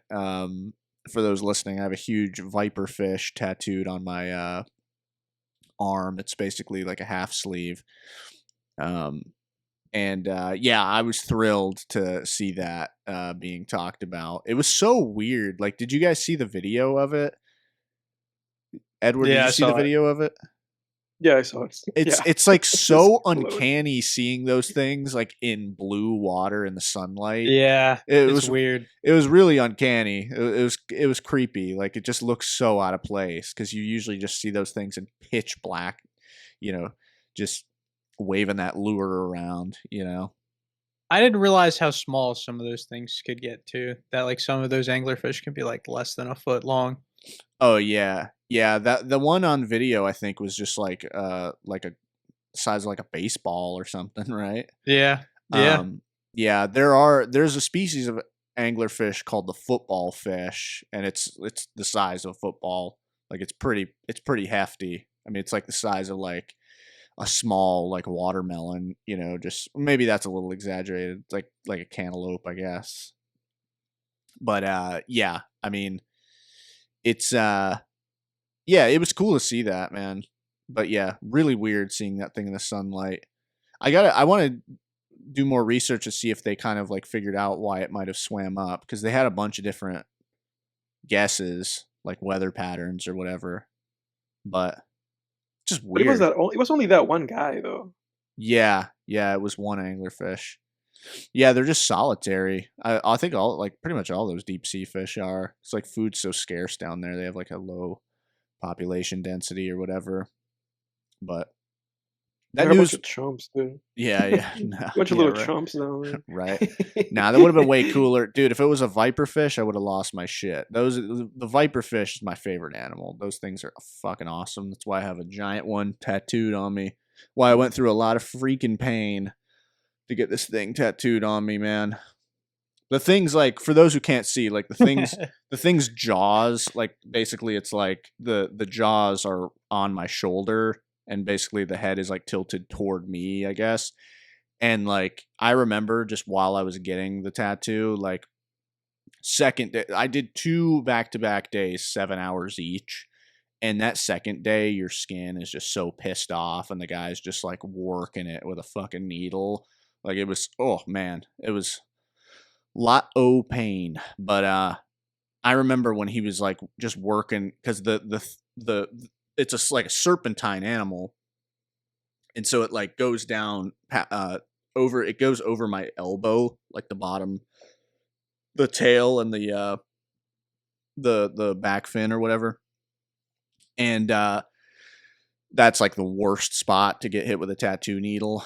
And I remember just being like just being in pain and then like looking down at the viperfish's face, like just screaming back up at me and just being like, oh my god, this thing's a fucking monster, dude. But anyway, I just wanted to bring that up real quick. But all right, recaps. Yeah, anyone who missed the Film Flame episode, go check it out from last week. And then since it was Valentine's weekend last week, my girlfriend and I just we binge watched a bunch of like rom-coms. So I rewatched When Harry Met Sally. That was classic. Yeah. You and I watched that together, I think. Or the first time I watched it with you. Anyway. Yeah, I remember that. And yeah, that was her first time seeing that. Yeah, that's a great movie. I give that movie an 8 out of 10. It's really solid. I like how I will say I think 500 Days of Summer got a lot from that movie. That movie seemed to have been a huge influence on 500 Days of Summer. I rewatched that actually like about 2 weeks ago. 500 Days of Summer. Oh yeah, 500 Days of Summer is great. I actually rewatched that too, like a month ago or something. Yeah, it's a great movie. Yeah, it's so good. Yeah, it's like I feel like 500 Days of Summer is like the same exact themes almost, just wrapped in like a different skin. Because it's basically about like, you know, finding your match, you know, and like just certain people not being right for you and just you know, that kind of stuff, right? And yeah, when Harry Met Sally's cool too, because it's just interesting to watch these two people just kind of like drift in and out of each other's lives over the course of 10 years. And just kind of this idea of, you know, them for various reasons, like feeling resistant to the fact that, they are right for each other, and sort of this whole idea. I feel like Harry's flaw in that movie is sort of that he kind of separates, like when it comes to, I guess like women, he kind of separates like sex from sort of the friendship aspect of it. He's sort of like afraid of closeness, I guess. I don't know. I don't really feel like I have the brain power to really delve in on those themes right now, but I just definitely, yeah, it's a thematically dense movie, and I like it. And then we watched 10 Things I Hate About You, and that movie's great too, man. That's a great like 2000s rom-com. Heath Ledger, Julia. That's a great. I love that movie. That's a great movie. It really is, man. I think I underrated it because I might have it like at a 7, but I probably should have that like at an 8 because that's a great movie. Yeah. Oh, it came out in 1999. That's crazy. It feels so 2000s, but then again, it's funny how the decades bleed into each other. Like a late 80s movie kind of might feel like a 90s movie, and a late 90s movie might feel like a 2000s movie, because it's like, that's just how it works. Like, that's how pop culture works. It just bleeds in, and you don't realize like, oh, that's a 2020s vibe until it's like halfway through the decade, But yeah, like that's like one of that's a very solid rom-com. Just one of those, like, probably the best definitely one of the best like high school rom-coms for sure. It's so funny. You got Joseph Gordon-Levitt again playing the like lovesick simp in this movie. That was his role, man. But then like in Don John, he's like the cool guy. It's well, the funny thing too about he's got a Don range, John is that man. he wrote and directed that movie. He was like, I'm done. He was like, I'm done. I'm gonna write this. I'm gonna direct this. I'm getting out of this thing. He said, I'm done being the simp, dude. I'm gonna be the Chad this time. That's so funny, man. And yeah, R.I.P. Heath Ledger, man. And then we watched What a Girl Wants. I'll admit I was a bit in it. Amanda Bynes, right? Yeah. On Earth, I've seen that movie. Yeah. Oh, you don't have it logged, man. Well, it's one of those. There's like I think I have like movies in the wild, dude, that I've just like completely forgot about, and I just never yeah. I think we all do. Yeah. What a Girl Wants was all right. I thought it was like, I mean, it's pretty average, pretty goofy. You know exactly where it's going, but I did think there was some interesting. I thought there was some interesting stuff in that movie, I guess. Like, I don't know, like the dad character just kind of having to kind of come to terms. This idea of coming to terms with the fact that you have a child you didn't know about who's now 18 or whatever. I thought some of that stuff was kind of interesting in this movie. But yeah, and then I've been reading like crazy. I finished a couple weeks ago. I finished book 4 of the Dark Tower series by Stephen King, Wizard and Glass. Definitely the best one yet. I think each one gets progressively better. Each of the Dark Tower books. Wizard and Glass is interesting because books like 1 through 3 is just like the main narrative and the main journey that the characters are on, the main quest. You got a solid like fellowship, going in those books, and you get to see the fellowship slowly build. They don't all start out like in book 1. It's just one of them, and then he gets like a companion, and then he gets 2 more companions in the second book, and then they even get like a little animal companion in the third one, and then they're off. And interestingly, Wizard and Glass, which is book 4, is serves as mostly backstory and mostly as a prequel. So it's like a flashback book giving backstory on the main character, with the first maybe like 5% of the book and the last 5% of the book taking place in the present narrative. And it works. I thought it worked really well. I definitely sympathize with the people who were mad back in the day who waited like 5 years for the fourth book only to realize that it was a prequel and not really get that much further into the adventure. But now, we obviously don't have that problem now that series is finished. So I thought the prequel narrative worked really well because essentially every character other than the main character, their fates are unknown, but you get the sense that this is based on where the main character is at the start of the series. It's going to be tragic, and it is. And it's actually a great romantasy book too. I would consider Wizard and Glass a romantasy because there's a very prominent romance subplot that really isn't even a subplot. It's kind of the main plot. Just a lot of great. Stephen King writes romance really well in Wizard and Glass. Writes romance really well. You got some great villains in that book. Solid action.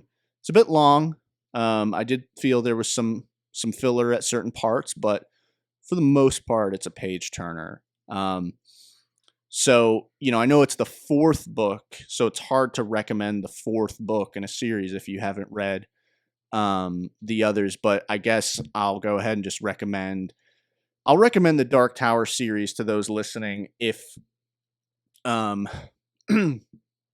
if the idea of sort of the story very much operates like classic mythology, where you got these characters that it plays kind of loose with some of the rules. There's very soft magic system, like a very soft magic system.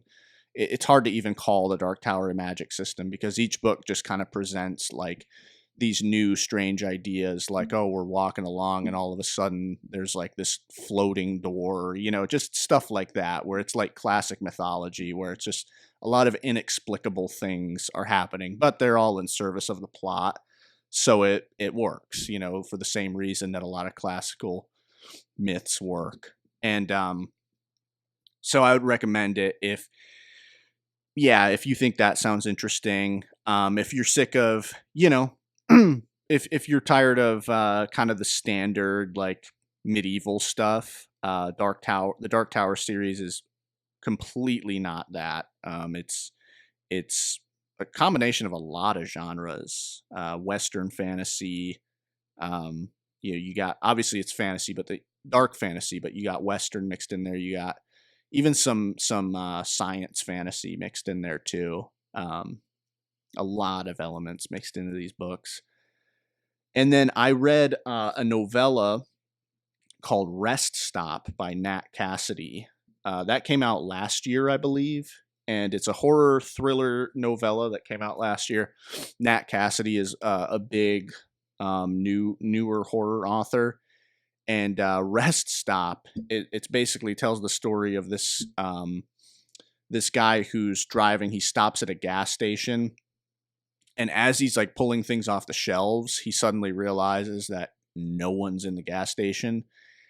Long story short, he gets basically locked in the gas station bathroom, and there seems to be some like maniac who's like locked him in there, and then proceeds to throw like snakes and spiders into the into the bathroom with him, like through the vent.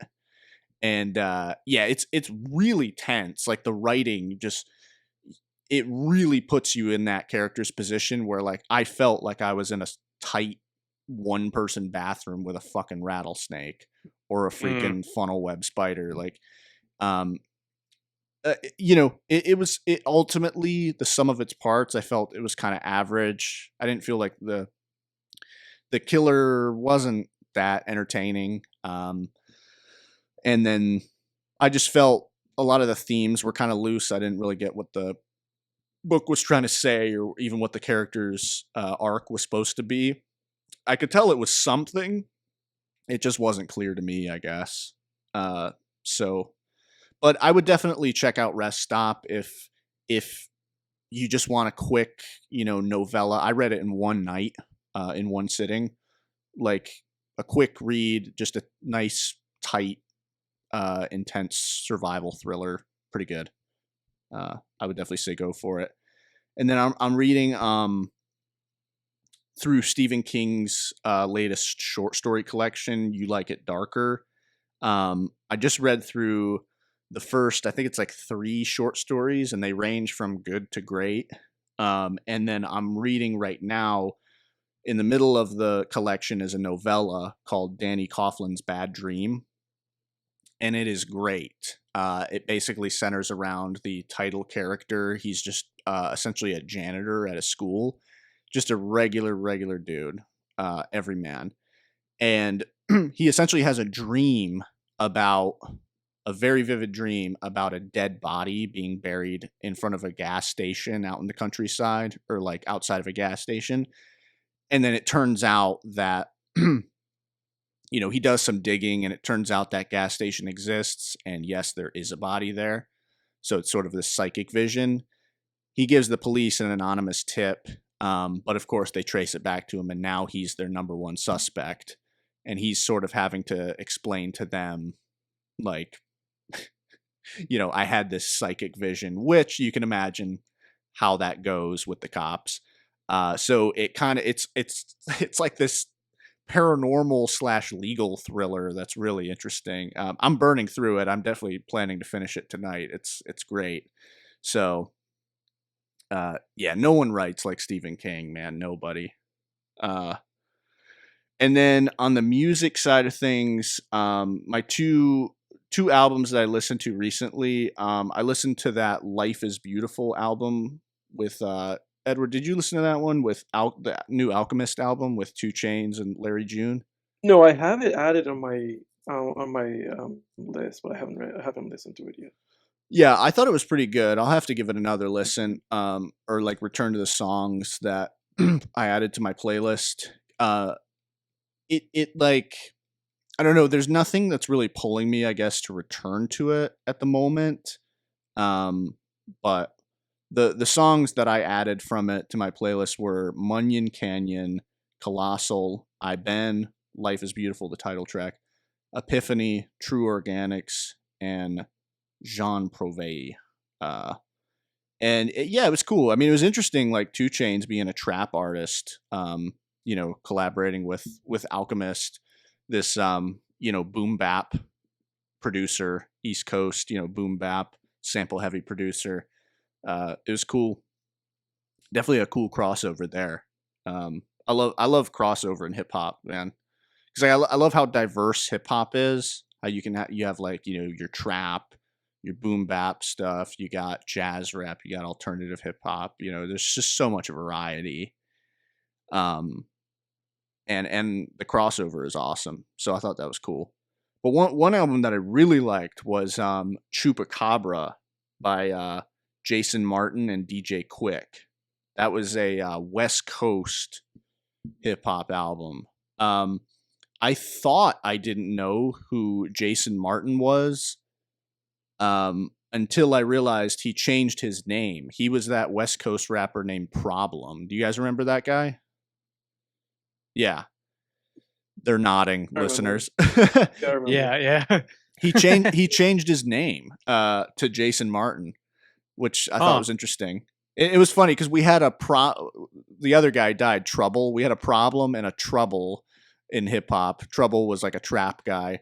And then I think Mike Will actually had them both on a song. It was like featuring Problem and Trouble because it was like 2 similar names, and then like, but one's on the West Coast and one's in Atlanta. I thought that was cool. But Trouble unfortunately passed away. But Problem is now JasonMartin, and Chupacabra is a great album. It doesn't get any more West Coast than this. Like, I'm a huge West Coast hip hop fan. West Coast hip hop is really nostalgic to me. Like it brings me back to high school. I was like on a real West Coast hip hop kick.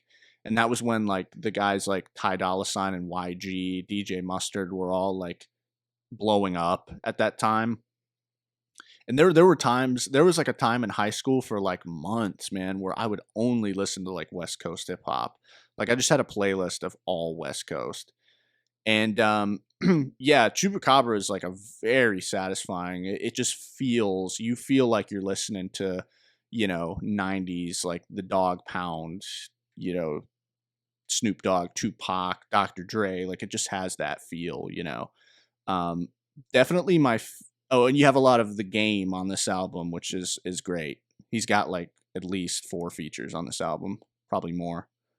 And you have Larry June on this album too. Interesting.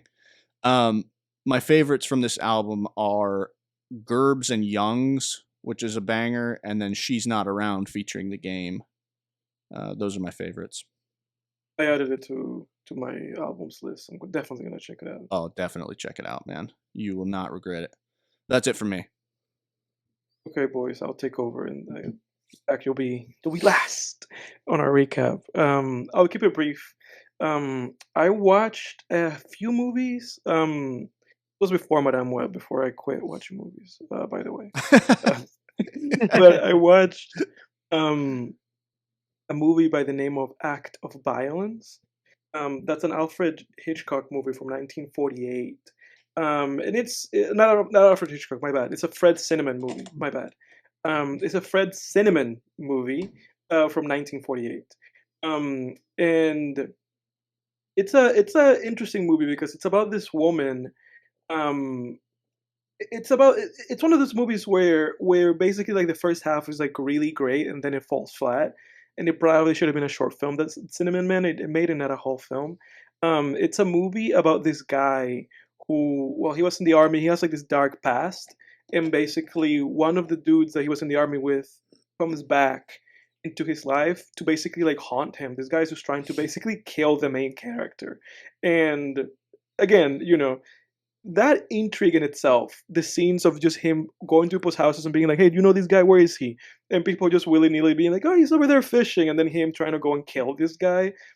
Great scenes, And then the film just evaporates because you want that to be the whole conceit of the film the whole way through. But it's a whole movie, It's one of those things that would have been great as like an X-Files episode or like one of those like Hitchcock Presents episodes. And it's a whole movie, and that's a disservice to it because then it ends up just being kind of like an okay movie. This is the importance. This is the importance of a great midpoint. You got to change it up at the midpoint of the film. That exactly, dude. Midpoint. That dude. If every writer could improve so much if they learned about the midpoint and the midpoint turn. That is the freaking key. That is what keeps your story from becoming boring. But sorry, go ahead. Yeah. So if that sounds good to you, like if that sounds interesting, then definitely go ahead and check it out. On the other hand, I watched a documentary by the name of The Comeback, 2004 Boston Red Sox. I don't know if you guys have seen that. That's on Netflix. And it's like this 4-part documentary basically about the 2004 sports documentaries though. Yeah, I love sports documentaries. And that's one of them that's a great one, by the way. Like if you like sports documentaries, Jack, like that's a great one. And that's one where if you don't like the Yankees, it's even better. Because it's literally just about how Boston had just been trying and trying and trying for years to just topple them, and win the World the Series. East Coast. To beat them to get the league nomination and then to win the World Series. Yeah. So it's really about their journey to do that. And I found it very captivating just because I lived through that time. Because at that time, the Red Sox was just full of Dominican guys. David Ortiz was in the Red Sox. Pedro Martinez was in the Red Sox. Manny Ramirez was in the Red Sox. Like all these Dominican dudes were in the Red Sox. So the Dominican Republic was a big Red Sox country at the time. And so because of that, I lived through that 2004 season where they beat the Yankees. And so that documentary is just about that, and about the seasons that preceded it, and it just kind of building up to that. The top comment of another box is just a guy saying like this is great if you fucking hate the Yankees. It's great because the Yankees fucking suck, and this is a great documentary. So if that sounds interesting, that's what I watched, and that was great. And then I watched, and this one is actually by Alfred Hitchcock. That's where I got confused. This is a 1938 movie by Hitchcock called The Lady Vanishes. And it is exactly what it sounds like. It's about this woman that suddenly disappears, and then it's about this whole train full of people just gaslighting the main character into being like, ah, what woman? We didn't see no old lady, and then that's kind of what the movie is. Again, just like Act of Violence, it just evaporates because it goes on for way too long, and the whole conceit of the movie just doesn't hold together. And especially because this movie starts as something else. It almost starts as a hotel whodunit because it starts with all these people trying to get a room at a hotel, and you think like, oh, I guess this is really just gonna be like a weird, funky, like whodunit comedy at a hotel. And then 20, 25 minutes in, it goes like, oh no, we're all getting into this train, and you're gonna meet this old lady, and she's gonna vanish, and that's gonna be the rest of the movie. And the movie just completely feels disjointed, because of that. And then at the end, Nazis come in somehow, so it feels more disjointed. Sounds a little like So Breakdown, where he's just like, "Where's my wife?" Everybody's like, exactly. So it's I just kind don't of one know, of those partner." things where it's like the intrigue of it holds up for a bit and then it just falls flat. Same thing as Acts of Violence. Um, that's it, fellas. Jack, what do you have? I honestly don't feel like I had that much, which is crazy because I haven't done a recap in 2 weeks. I talked about Hajime no Ippo, the fighting, which is available on Crunchyroll. And since I was sick and just binging it, I went through the whole thing, man. I tore through the entire part of it. I'm gonna have to find. There's 2 more series linked to that anime that are not available on Crunchyroll, and I might have to resort to some nefarious behavior to watch those. But but Film Tangents does not endorse. yeah, I'm gonna have to take it offline with that one. But it was so good. Through and through, that anime was so great, and just I don't know, man. Found myself just being super motivated, like watching that. It's like one of those things where you just like you leave it. And I'm like, fuck, I need to go work out. Like I need to go do some shit. Like Yeah. it just it was like a positive motivational thing, and just like just like some of those tropes of just like never giving up, that type of stuff, and just pushing through. And it's just, and like I talked about before, just like love the retro like 90s 2000s anime style. So finished that one up. Also been doing a rewatch of a anime called Eminence in Shadow, which is a fantasy anime where the protagonist is like kind of like obsessed with becoming this like caricature, like being like this shadow mastermind that's like pulling the strings behind the world from like kind of like the darkness, this like underworld figure. And he kind of thinks it's like a role play. Like he's in his mind, like it's kind of like a role play, and he's just trying to like get into character and like have these moments to kind of like fulfill his fantasies. But like he kind of, it actually is like true. So he's kind of like stumbled upon like, oh, there's this cult that's like pulling the strings behind the world and trying to resurrect this demon, and like he's just role playing this character, and like constantly his assumptions turn out to be true, and he has this like dark shadowy organization where they kind of end up in like a war situation at all these significant events in the world, like opposing this cult and like digging into like the deep history of the world, and how that these people are kind of like a not like an Illuminati, but they're like kind of pulling the strings behind everything and not for the better. But it also is like a balance between like the serious like fantasy, but also like the comedy. So it's pretty fun watch, and so it's just been something I've been rewatching. I also got, this is non-typical for a rewatch, but I got an Aura ring this past week. So I figured out it was like a HSA eligible purchase. So it's like a tax-free thing. Oh, nice. So I've been, yeah. And my dad got one, and he was like, oh, it's HSA for his birthday. He's like, oh, it's HSA eligible. And I was like, oh, I've always wanted to get one of those. So I'm just going to get it. So it's like pretty cool and like in a different kind of media consumption, but it like tracks like your sleep every night, like all the different stages, the amount of time like you slept, the amount of time you're in bed. it breaks like all of it down to an insane degree. And Apple does that as well, but like I don't know if you have Apple Watch. I think you do. You have no, you don't have Apple Watch Shake, do you? No, I don't have one. Okay, do you have one? Yeah. But that thing's like attached to me. Like I wear my Apple Watch every single day. I don't know about you, but like I don't. No. Okay, but I like don't like sleeping with it on because it always dies. So I got the Ring because it lasts like 8 days. I You only can't need sleep with that thing on. It's like behind me charging right now. I just use it. Like if I go somewhere and I'm driving, I take it because I can talk to it. Otherwise, I'm not wearing it. Gotcha. It's like a part of me. I take it everywhere. So, yeah, I've been thinking about getting the Aura Ring too. I've been hearing a lot about that lately. That's like catching on. What's that? Yeah. How much is it? I think it was like $350. But if you go through something like I can easily Google, I'm asking you. Yeah, no, you're good.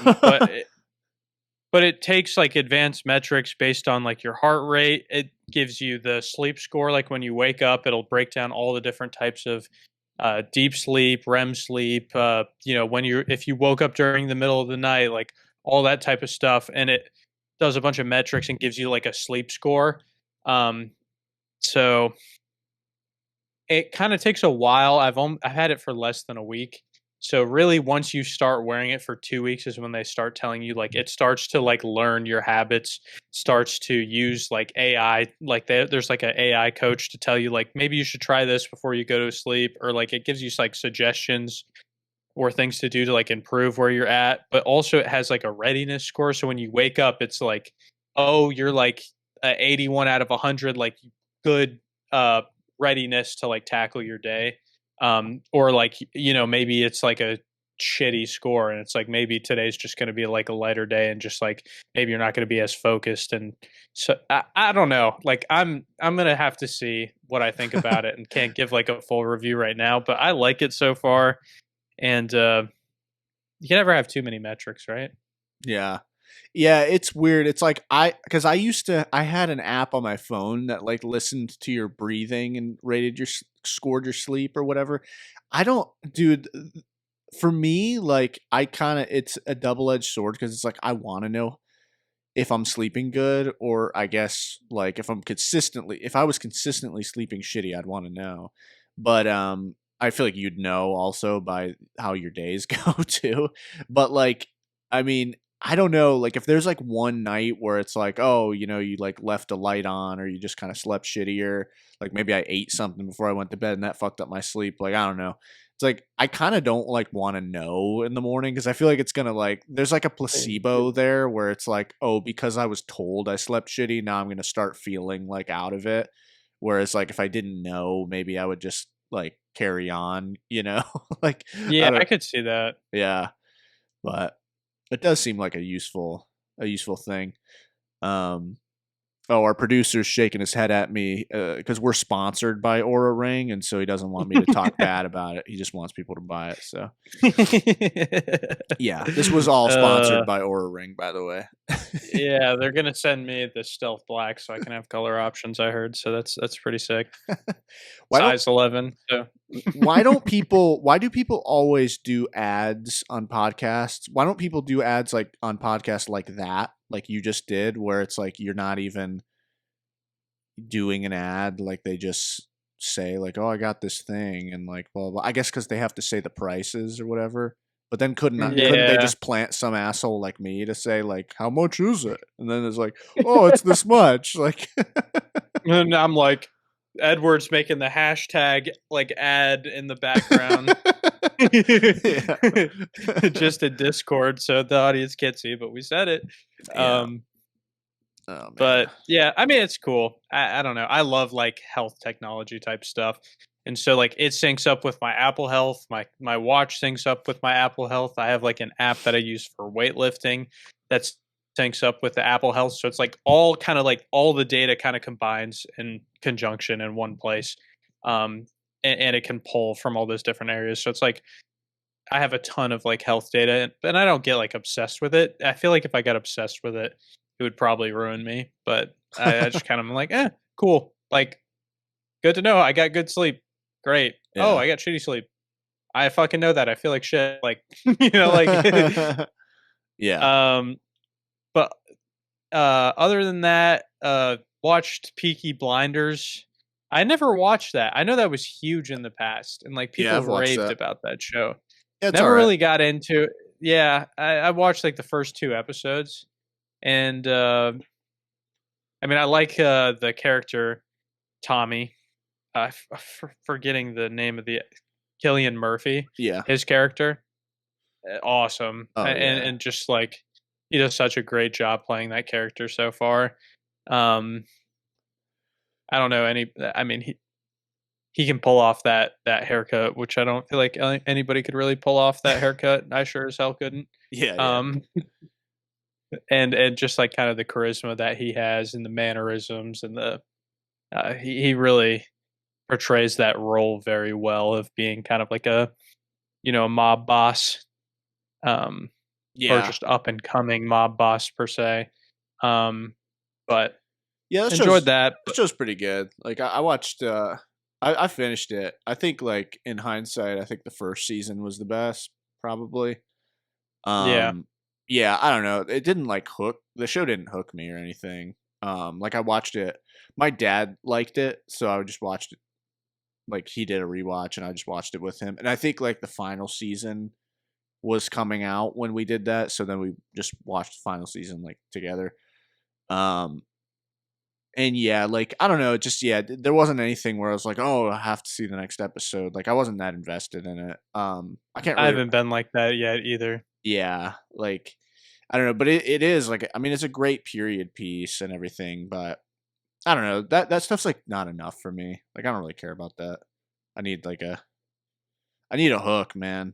I need a hook that's gonna keep me coming back to the story. You know. Yeah. Whether it's a book, I need something that's going to keep me turning the pages. Like, I just need to like care, and I don't know. I just never really cared like what was happening in Peaky Blinders that much. Yeah. Yeah. That hasn't been the case so far, but we'll see. And I'll give a review as I get through it. Mm-hmm. And then just still working on that book that I've been reading, that series, the what's it called? Fourth Wing series, second Nice. book. I'm getting through there. I took a little hiatus from reading for a little while. It's just I hate when it happens, but there's sometimes where it's just like I feel like I have a hard time picking up a book, and sometimes that lasts like weeks, and then next thing you know, I'm back on the grind and I'm just like tearing through reading. I'm so inconsistent when it comes to reading, but like again, enjoying it now, so that's what matters. It's good, man. But that's all for recap for me. Hell yeah! All right, dude. I guess let's do it, boys. Yeah, let's do it. I'll introduce a movie on your behalf, Jack. Thank you. This week, fellas, for those folks that have not listened to the podcast to this point and also didn't read the title of the video, it's Conclave, 2024 rather. Directed by Edward Berger, who also directed like the recent readaptation of All Quiet on the Western Front. This is written by Peter Strugan, I think is how you say his name.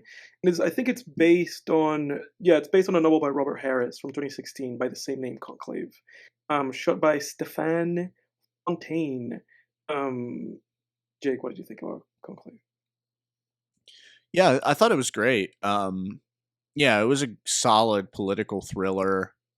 First of all, like Ralph Fiennes, I think is how you say it. Like that's the thing. Like I said this when I spoke about this movie. Don't you think that he's the best performance of the year? Oh yeah, dude. Yes, 100%. Dude, Ralph. Like obviously we haven't seen the Brutalist yet, but my God, his performance in this movie was incredible. Yeah. No, Ralph Fiennes is awesome, man. Like Voldemort, dude. That guy rules. Yeah. Like that guy's such a great actor. It feels like he's not in that many movies. Not enough, at least. I don't know. For such a great actor, he's not. No, and the thing is, like, I'm looking at his filmography. He has been in a lot of movies, but it's just not. Like, I feel like he could be. Dude, he should be cast in more shit. Like, he's so good, but gives an awesome performance in this movie. never quite, especially the first half, I never quite knew like what he was thinking, you know? Just plays like a conflicted, gives a great like performance of a conflicted character in this movie. And I love when that's like your primary point of view is through a character like that. Like I really enjoy that where it's like not really clear what side they're on. Yeah, exactly. Yeah, and yeah, it was cool to see all the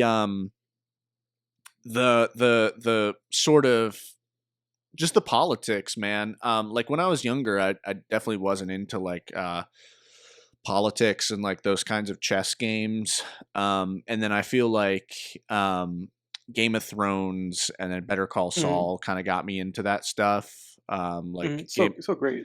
Yeah. Like Game of Thrones, you got obviously just this huge giant chess match, and then Better Call Saul, you got like kind of the same thing with the cartels, where it's just like this big like Cold War going on between the cartels and constant like scheming and plotting and like undermining and lying and manipulating, and it's interesting to watch like when it's done well. And yeah, like I felt like this movie really kept you on your toes. Like you really had to pay attention and learn names really quickly too. And but yeah, man, like I thought it was great. Like it was just interesting. I guess this whole idea of, I don't know, I kind of lost my train of thought. Why don't you guys take over? No, like I get what you're building at to. I get what you're building up to, though. That it's like when I first spoke about this movie, I said that it was like it's like this like drama about this old bickering ladies in a way. They're all wearing these robes, and there's almost like a 12 Angry Men-esque element to this film where it's just like this kind of shifting factions, right? And they keep doing this. They keep going back in this film where they keep going back to them like counting the votes and them being like, "Oh, now you have 15. That guy that had 29, now he has 7, and that guy has 47, and it's like they just keep kind of coming back to this whole electoral process of it, and having just like meetings behind closed doors or meetings in stairwells, and then just like, just politicking, just the politics behind this process, right? Yeah. And that in and of itself is so fascinating, right? And then you as the viewer are forced to kind of think, right, of like, well, what's the best way, right? Like, is the main character, is Ralph Fiennes, is he really the best guy, And the movie kind of guides you that way of being like, well, maybe he should be, because he's this guy that's like not, he's in conflict with his own faith, right? And he's been trusted into this position of power as the dean, like running this whole conclave. And he truly, he's just somebody who just wants the best person to get there, And for a while, you kind of just want it to be Stanley Tucci. You're like, oh, maybe it is Stanley Tucci, the guy that he wants, the progressive guy, And then you realize, like, oh no, Stanley Tucci is a really faulty character, because like Jake mentioned earlier in this podcast, he's kind of stuck in the whole economy and capitalism of it all, and a lot of these guys are, and a lot of these guys, and later in the movie we find that a lot of them are just corrupted, just kind of like the money thing comes into it. And I love that theme in this movie, that where it was like really touched on, that it was like every person in that conclave had skeletons in their closet. Exactly. And maybe not everyone was touched on, but it was evident that there's no perfect person. There's not even at the highest level of the church, there's no perfect person to be the Pope. Exactly. None of those guys, right? And this film is really fascinating too, because you have, not only does the film touch on that, but it also touches on how the heartbreak of it all, right? Because you have that one pope, that one of the popes, the guy from, I don't remember where he's from, but he's like the black pope. I think it may be like maybe he's from Africa or somewhere in Africa. I completely forget where he's from. So apologies to the Adeyemi. Yeah, Adeyemi. So Adeyemi, I love Adeyemi's like line, right? Because Adeyemi's like destroying it, and at some point it becomes clear like Adeyemi's actually kind of gonna win this. Yeah, conclave, he's good. He was the main horse. But then they set him up, and that lady comes around, and then, Ralph Fiennes talks to her. And the scene between Ralph Fiennes and Adeyemi is beautiful in terms of just their performances, right? Because he has to come in there and say to him like, "Hey, I know what happened.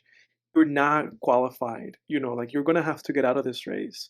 And the performance from the actor that plays Adeyemi is so great, right? Because he's somebody Just how that has to then disappointed he is. you exactly, because he just weeps, right? He's just sobbing because he has to come to terms with one thing that I always wanted. I was so close to getting it, and now I'm just never gonna be in that position in my lifetime. And then just portraying a man who has to kind of realize all that, and then Ralph Fiennes to have the empathy of character in his performance to kind of humble himself in that moment from that position he was in which he was just kind of telling him like, "Hey, you're not gonna be Pope." To them being like, "Oh man, let me pray with this guy," and console him in this moment of just like, unfortunate sadness for him. So it's like it's very powerful. And what Ralph Fiennes has to do in this movie is very intricate in terms of like the emotions that he's navigating to, right? And that's why when we spoke and we did like kind of like a recap, and I had watched this movie when we brought the podcast back on for the third season. That's why I said that's why I said at the time, I was like, there's no way that when you have a performance like this, Timothée Chalamet is like winning anything. And he hasn't won anything. So far, anything that hasn't been won by Ralph Fiennes has been won by Adrian Brody for The Brutalist. And it's because this is like a heavyweight performance, that he has in this film. So yeah, I really love like the writing in this film. I love the performances throughout. The Italian Pope's really cool too as like a villain and his vape. So really cool. Oh yeah, he did have a vape. That was weird. He had a vape. Yeah, he had a vape. It was really funny. I thought I wasn't seeing it right first. No, dude, it was a vape. He had a vape. But great cinematography, great costumes in this film. I love the editing. I love the pacing of the film. This film never lost me.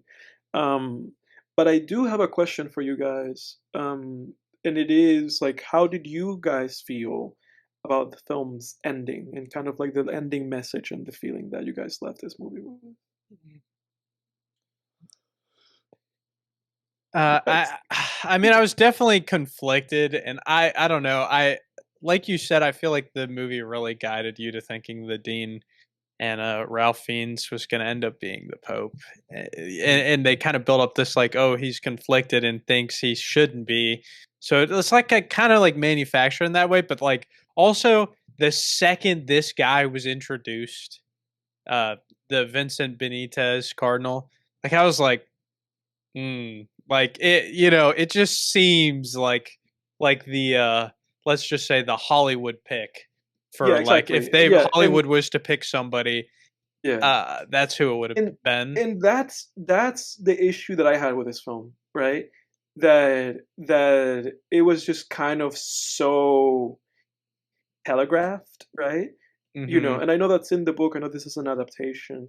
But it's like so convenient, isn't it? And then just kind of the reveal of it all, but also kind of like the better than thou moment in the film where he's just like, all you guys are silly, nearly baldies, and they're like, obviously they're gonna elect this person, the Pope, Yeah, I thought his speech was kind of clunky too. Like it just sounded it sounded like word salad.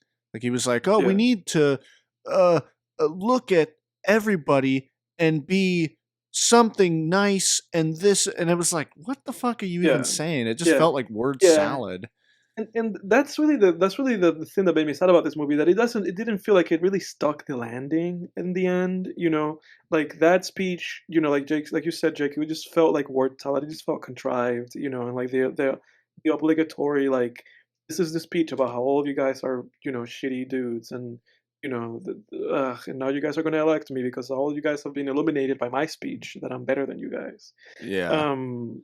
Yeah, and I felt like he was a weird like surrogate character too, where it was like you don't really need him. Like we already know, because the movie is it's a war of like ideologies. It's like it's like a war between sort of this more progressive idea of the church versus like the I guess you would call him the villain of the movie, who is kind a of lot of wants to go back regressive to the Dark Ages. Yeah, I mean, he just wants to go back to the Crusades, and I mean, he's even revealed in his first scene. They established the stakes very well, where they're like, this guy's a freaking racist, when he points out, the fellow black priests in the cafeteria at the beginning. He all but says that he's a racist, and it's like, oh shit, like the state, they established the stakes very well in that scene where it's like, oh dude, we can't let this fucking guy win. Like, this is like a horrible pope.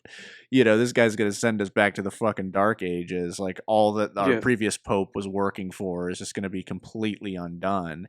And I don't know, it's like you didn't really need the guy that ended up being the Pope, because we already kind of knew that, like, Ralph Fiennes' character was, sort of already represented that ideology of exactly of progression and everything, but also like of doubt and of always kind of questioning, dogma, and questioning, he, that speech was also sort of subtext for him doubting his fellow priests, right? Doubting that calling into question, like, are they good enough to be pope, right. And just kind of always, his ideology of always looking inward and introspection, you don't need a surrogate character for that. We already had the main guy, and I think it would have been fine and more nuanced with him just becoming pope at the end, because it just felt so like Hollywood and on the nose. Like it was one of those twists that obviously was there from the beginning, because the whole setup was there with the whole, like, thing with the previous pope kind of setting that up. But it just kind of ultimately, like you said, it ended up just kind of feeling a little bit unnecessary, and more so just, it felt clunky and like an unnecessary twist, because it felt like we had gotten to where we were going, and that in and of itself just felt satisfying, like just getting there, just getting through the journey of this movie, and just getting to that point with Ralph Fiennes where he's like, yes, I'm gonna take this on. I feel like this is really, like, where I'm supposed to be. And then just kind of getting that twist in the end and being like, oh no, this person is the right person. It really just kind of felt like a late twist in the movie that just kind of fell flat, like it really just fell flat. And I'm saying that, like, for the listener, just so nothing's kind of conflated, because I know that the specifics at the end of this movie are very specific. That has nothing to do, from my perspective, that has nothing to do with the specificity behind the twist behind that character, or, like, that they were born, like, female, or I forget specifically, like, what the situation is. Some sort of ovaries or something like that, even though he was born with a nothing to do with that. To me, it has nothing to do with that, because, like, for me, everything's nothing but love and acceptance of everybody. So it has nothing to do with that. Ultimately, the thing for me is that it just felt too, like you said, Jack, like, just too, like neat, and too, like, better than thou moments with that character, and just unnecessary, just unnecessary.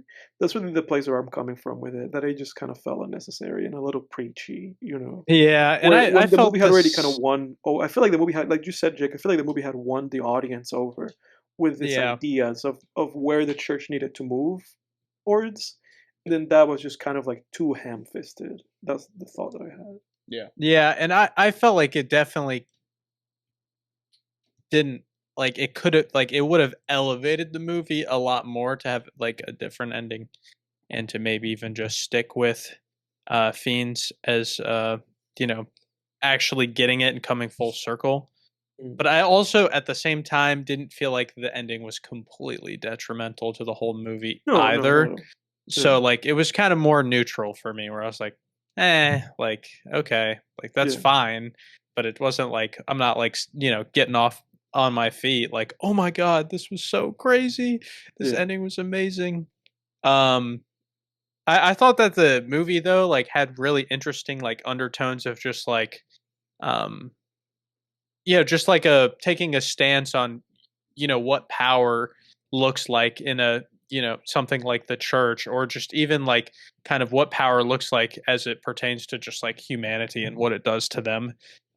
Seeing kind of like all of these different figures from different backgrounds, from different countries, speaking different languages, and just like feeling like they are all the best person to be pope, in kind of a self-serving way, even despite kind of having those skeletons in the closet, and seeing the moments where Tucci's character Bellini is saying like to fiends, he's like, oh, like 4 people voted for you, like are you with us or not, like if you're not with us you're against us, kind of thing. And just like kind of that turning them from being like people that were on the same size and close to being polarizing, is like power really does things to people and really corrupts people's character sometimes. And I think that this movie did a good job of kind of portraying that through this kind of throughout the movie, and through the different stages of different people becoming kind of like the quote unquote like person leading in the ballots, and then it's like the target's on their back all of a sudden, like this person's leading, like how do we take them out, like I mean, it was just constant. So I thought that it had a broader take on just like power in society as a whole, and I really thought it did that well. By the way, I Googled. Go ahead. I was just gonna say, I thought the movie did a really good job too with just kind of I thought it was interesting, really interesting, the scene with Stanley Tucci's character, sort of like looking like sort of like poo-pooing Ralph Fiennes when Fiennes kind of like brings up God, as if Fiennes is being like childish and idealistic, and Stanley Tucci's character is sort of like, all right, come on, like let's let's bring it back to the real world here, like it almost like, I don't think that was necessarily that character saying he didn't believe in God, but it was sort of like, I feel like it was a moment for Fiennes' character to realize that like God, and for even if we want to talk about it from a secular viewpoint, goodness and idealism has kind of gotten away from these guys. It's kind of been forgotten in a way, and has been replaced by just politicking, and that was like a really interesting part of the movie, where Fiennes wanted to preserve God in the church. He wanted to preserve spiritualism and idealism and goodness and humanity in the church, where the other guys, a lot of the other guys were just kind of playing politics. Yeah, they were just playing politics. I looked it up, by the way. It is fines for the fines. So we've been saying it wrong. If anybody's listening and being like angry, no. it is fines. It's all fines. Sorry, I'll go in and edit us just saying fines every time. It's like an everything. AI voice every time, just like Fines. Yeah. By the way, I looked him up, and his whole name is Ralph Nathaniel Twistleton Wickham Fines. Voldemort. Wow. And I put Voldemort in there. And then put Voldemort. Dude, he was awesome as Voldemort. Yeah, no, he was. You forget that it's him. That's like such like a transformed performance. Yeah. Yeah. But any other thoughts you guys have about the movie? No, I feel like I don't know. It's like I feel like this whole episode was about the movie in a way. I know, right? Yeah, I know. It almost seems like we're retreading old ground, honestly, talking about the movie. But like, yeah, I mean, it felt like I wanted to say more about this movie, but I feel like just by design and by personal tastes, I just don't have much more to say about it. Like, I thought these themes and everything were interesting, and I thought it was like almost a near perfect movie. But I don't think there was anything like the movie could have done to really like please me. I think like it just is what it is. Like it's like a political thriller taking place in the Catholic Church, and I think a story like that is only going to do so much for me, I guess. And I think that's kind of why, honestly, I think that's why I lost my train of thought earlier. Was I wanted to really tackle this movie and sink my teeth into it like I do with most movies, but I don't know. I just feel like I don't have much more to say beyond what we've touched on. Honestly, like it just it's a movie about the Vatican. Like I don't know. I don't have at the end of the day, I don't have that much out of it. Yeah, I did too for what it is. But at the end of the day, like I feel like I just don't have. There's a glass ceiling, I guess, for this type of movie for me. Yeah, I agree. And again, like you said, it also just feels like we covered a lot of kind of like the themes of this movie before we got to the movie. And I know that we even mentioned this movie earlier when we were talking about all those kind of religious themes, just because it was so topical. But a Pope election movie, very fascinating. Ralph Fiennes for Best Actor. Hell yeah! But we haven't seen The Brutalist. But as far as we've seen, this is the best fucking actor. I mean, yeah, his performance in this movie was so good. And I love Ralph Fiennes. I love seeing him in things. I love the Grand Budapest Hotel Wes Anderson movie that he's the main star of. 9 out of 10 movie for me, and I've loved him since I saw that movie like 2014. Great actor.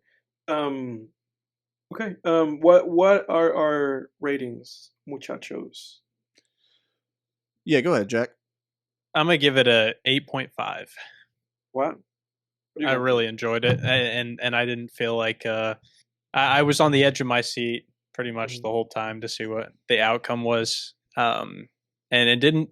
I don't know. I feel like from some of the movies that we have done, and maybe we didn't touch on the flaws a ton, but I didn't feel like there was a ton of flaws in this movie. I felt like it was just so really well made. Done. It's like so well made where it's like I don't have anything against this movie. Yeah, there's nothing I can say about it. I can't exactly. There's nothing I can pick apart, honestly. Exactly. It's like, dude, it's like beautiful cinematography, great costume designs, amazing performances all around, great directing, like great editing. It's like on a technical level, there's like this movie is like near spotless, So then it's really just about thematics and the writing and what's there, And then I know Jack, you and I touched on the ending of the movie, and kind of how we felt about that, and Jake, you also mentioned how that didn't really add anything. Jack, you said it didn't detract much of anything, but also didn't add much of anything to the film. So yeah, 8.5 for you, huh? What do you have, Jake? Yeah, I'm tempted to. I don't know. It's between like a strong 7 to a light 8. I would say maybe strong. If I were to give it a strong 7, it'd probably be just out of the fact that I was invested in it on a plot level, but there wasn't much I guess emotional investment in it for me. Like, I don't know, it wasn't like, I didn't find it, I don't know, just emotionally powerful or anything. I didn't really there wasn't, I didn't have many visceral or not visceral, I don't know, just strong reactions to the movie, I guess. But I was on the edge of my seat plot wise, I guess, to learn, to know what would happen next, what schemes are these, these priests gonna get up to next. But, I guess for now I'll just say, a light 8, because I don't even think that twist or whatever, it was a choice. It was like a Hail Mary. I would say that was a risk that they took, and that there is, it's so funny. After watching this movie, I just knew. I was like, oh, I bet because, for some reason, Ben Shapiro and the Daily Wire are always reviewing movies. And those guys suck at reviewing movies. They have the worst fucking takes, dude. And I knew Ben Shapiro would just be like, okay, this movie is a slight against Christianity. It doesn't, it doesn't paint Judeo-Christian values in the correct way. And it actively hates Christians. Criticizing movies through a political lens. It's like, why don't you fucking make the movie on its own terms? Right, yeah. And of course, I looked it up out of curiosity, and of course, there's a video right there, why this movie is, it's like, oh, fuck. Ben, you failed at screenwriting, so now you attack other people's movies is what you do. So, but yeah, so they were doing a hail, that was a Hail Mary, that twist at the end for sure. That was a risk. I'd have to think about it more, because on another hand, I could steel man that. I know we're kind of out of time here, but there is a steel man for that a steel man argument for that twist as well. So I'll give it an 8 for now. Yeah. For me, I'm just sticking to what I rated it the first time. I'm just sticking with a 7. It's a strong 7. It's kind of where you're at, Jake. So I'm sticking to that. Just strong 7. Just because, like we've said, like there's really not that much to kind of gripe about with this movie, but it didn't really push me over the edge to where I was like, this is like truly just like a great movie, and I'm convinced of that, Yeah. But we'll see how it marinates with me, and obviously I know that's what you're kind of saying too, Jake, of just kind of letting this stuff sink in and just think about it, But yeah, it's still a strong 7 for now. I think as a podcast, I put this at an 8.08 for this movie, for those keeping track. So I guess as a podcast, we think it's a great movie. Hell yeah. Even if I'm a little bit of an outlier. Everybody, I'm the highest. I think I'm the furthest yeah, out. you're the highest. Yeah, you're like, wow, Conclave. But good, great pick, Jack. Thank you for bringing this movie back up. Yeah, thanks for rewatching. Yeah, great pick, I'm glad we did it. Hell yeah. Everybody, thank you for being with us this episode. Next week, I'm gonna switch it up from kind of like the Oscar 2024 kind of stuff that we've been watching. And I want to watch a Spike Lee joint, which I think neither of you guys have seen. I want us to watch Do the Right Thing. Oh shit! Finally, man. It's so funny how the universe works, because I was a week or two ago, I was like, oh, I gotta watch that movie. So yeah, let's do it. A Spike Lee joint. I got an itch for that movie, and I went and saw that you hadn't seen it on Letterboxd. So I was like, this is a great opportunity for a rewatch, especially in the month of the year that we're in. It just kind of felt like a good time. And also, this is a movie that I just need to have a rewatch of this movie, because I need to get more out of this movie than I did the first time I watched it. So it just feels like a great one to rewatch. Hell yeah. Next time, we got Spike Lee, everybody. Come through for Do the Right Thing. See you guys. Back out. Next time on Film Tangents. We're out.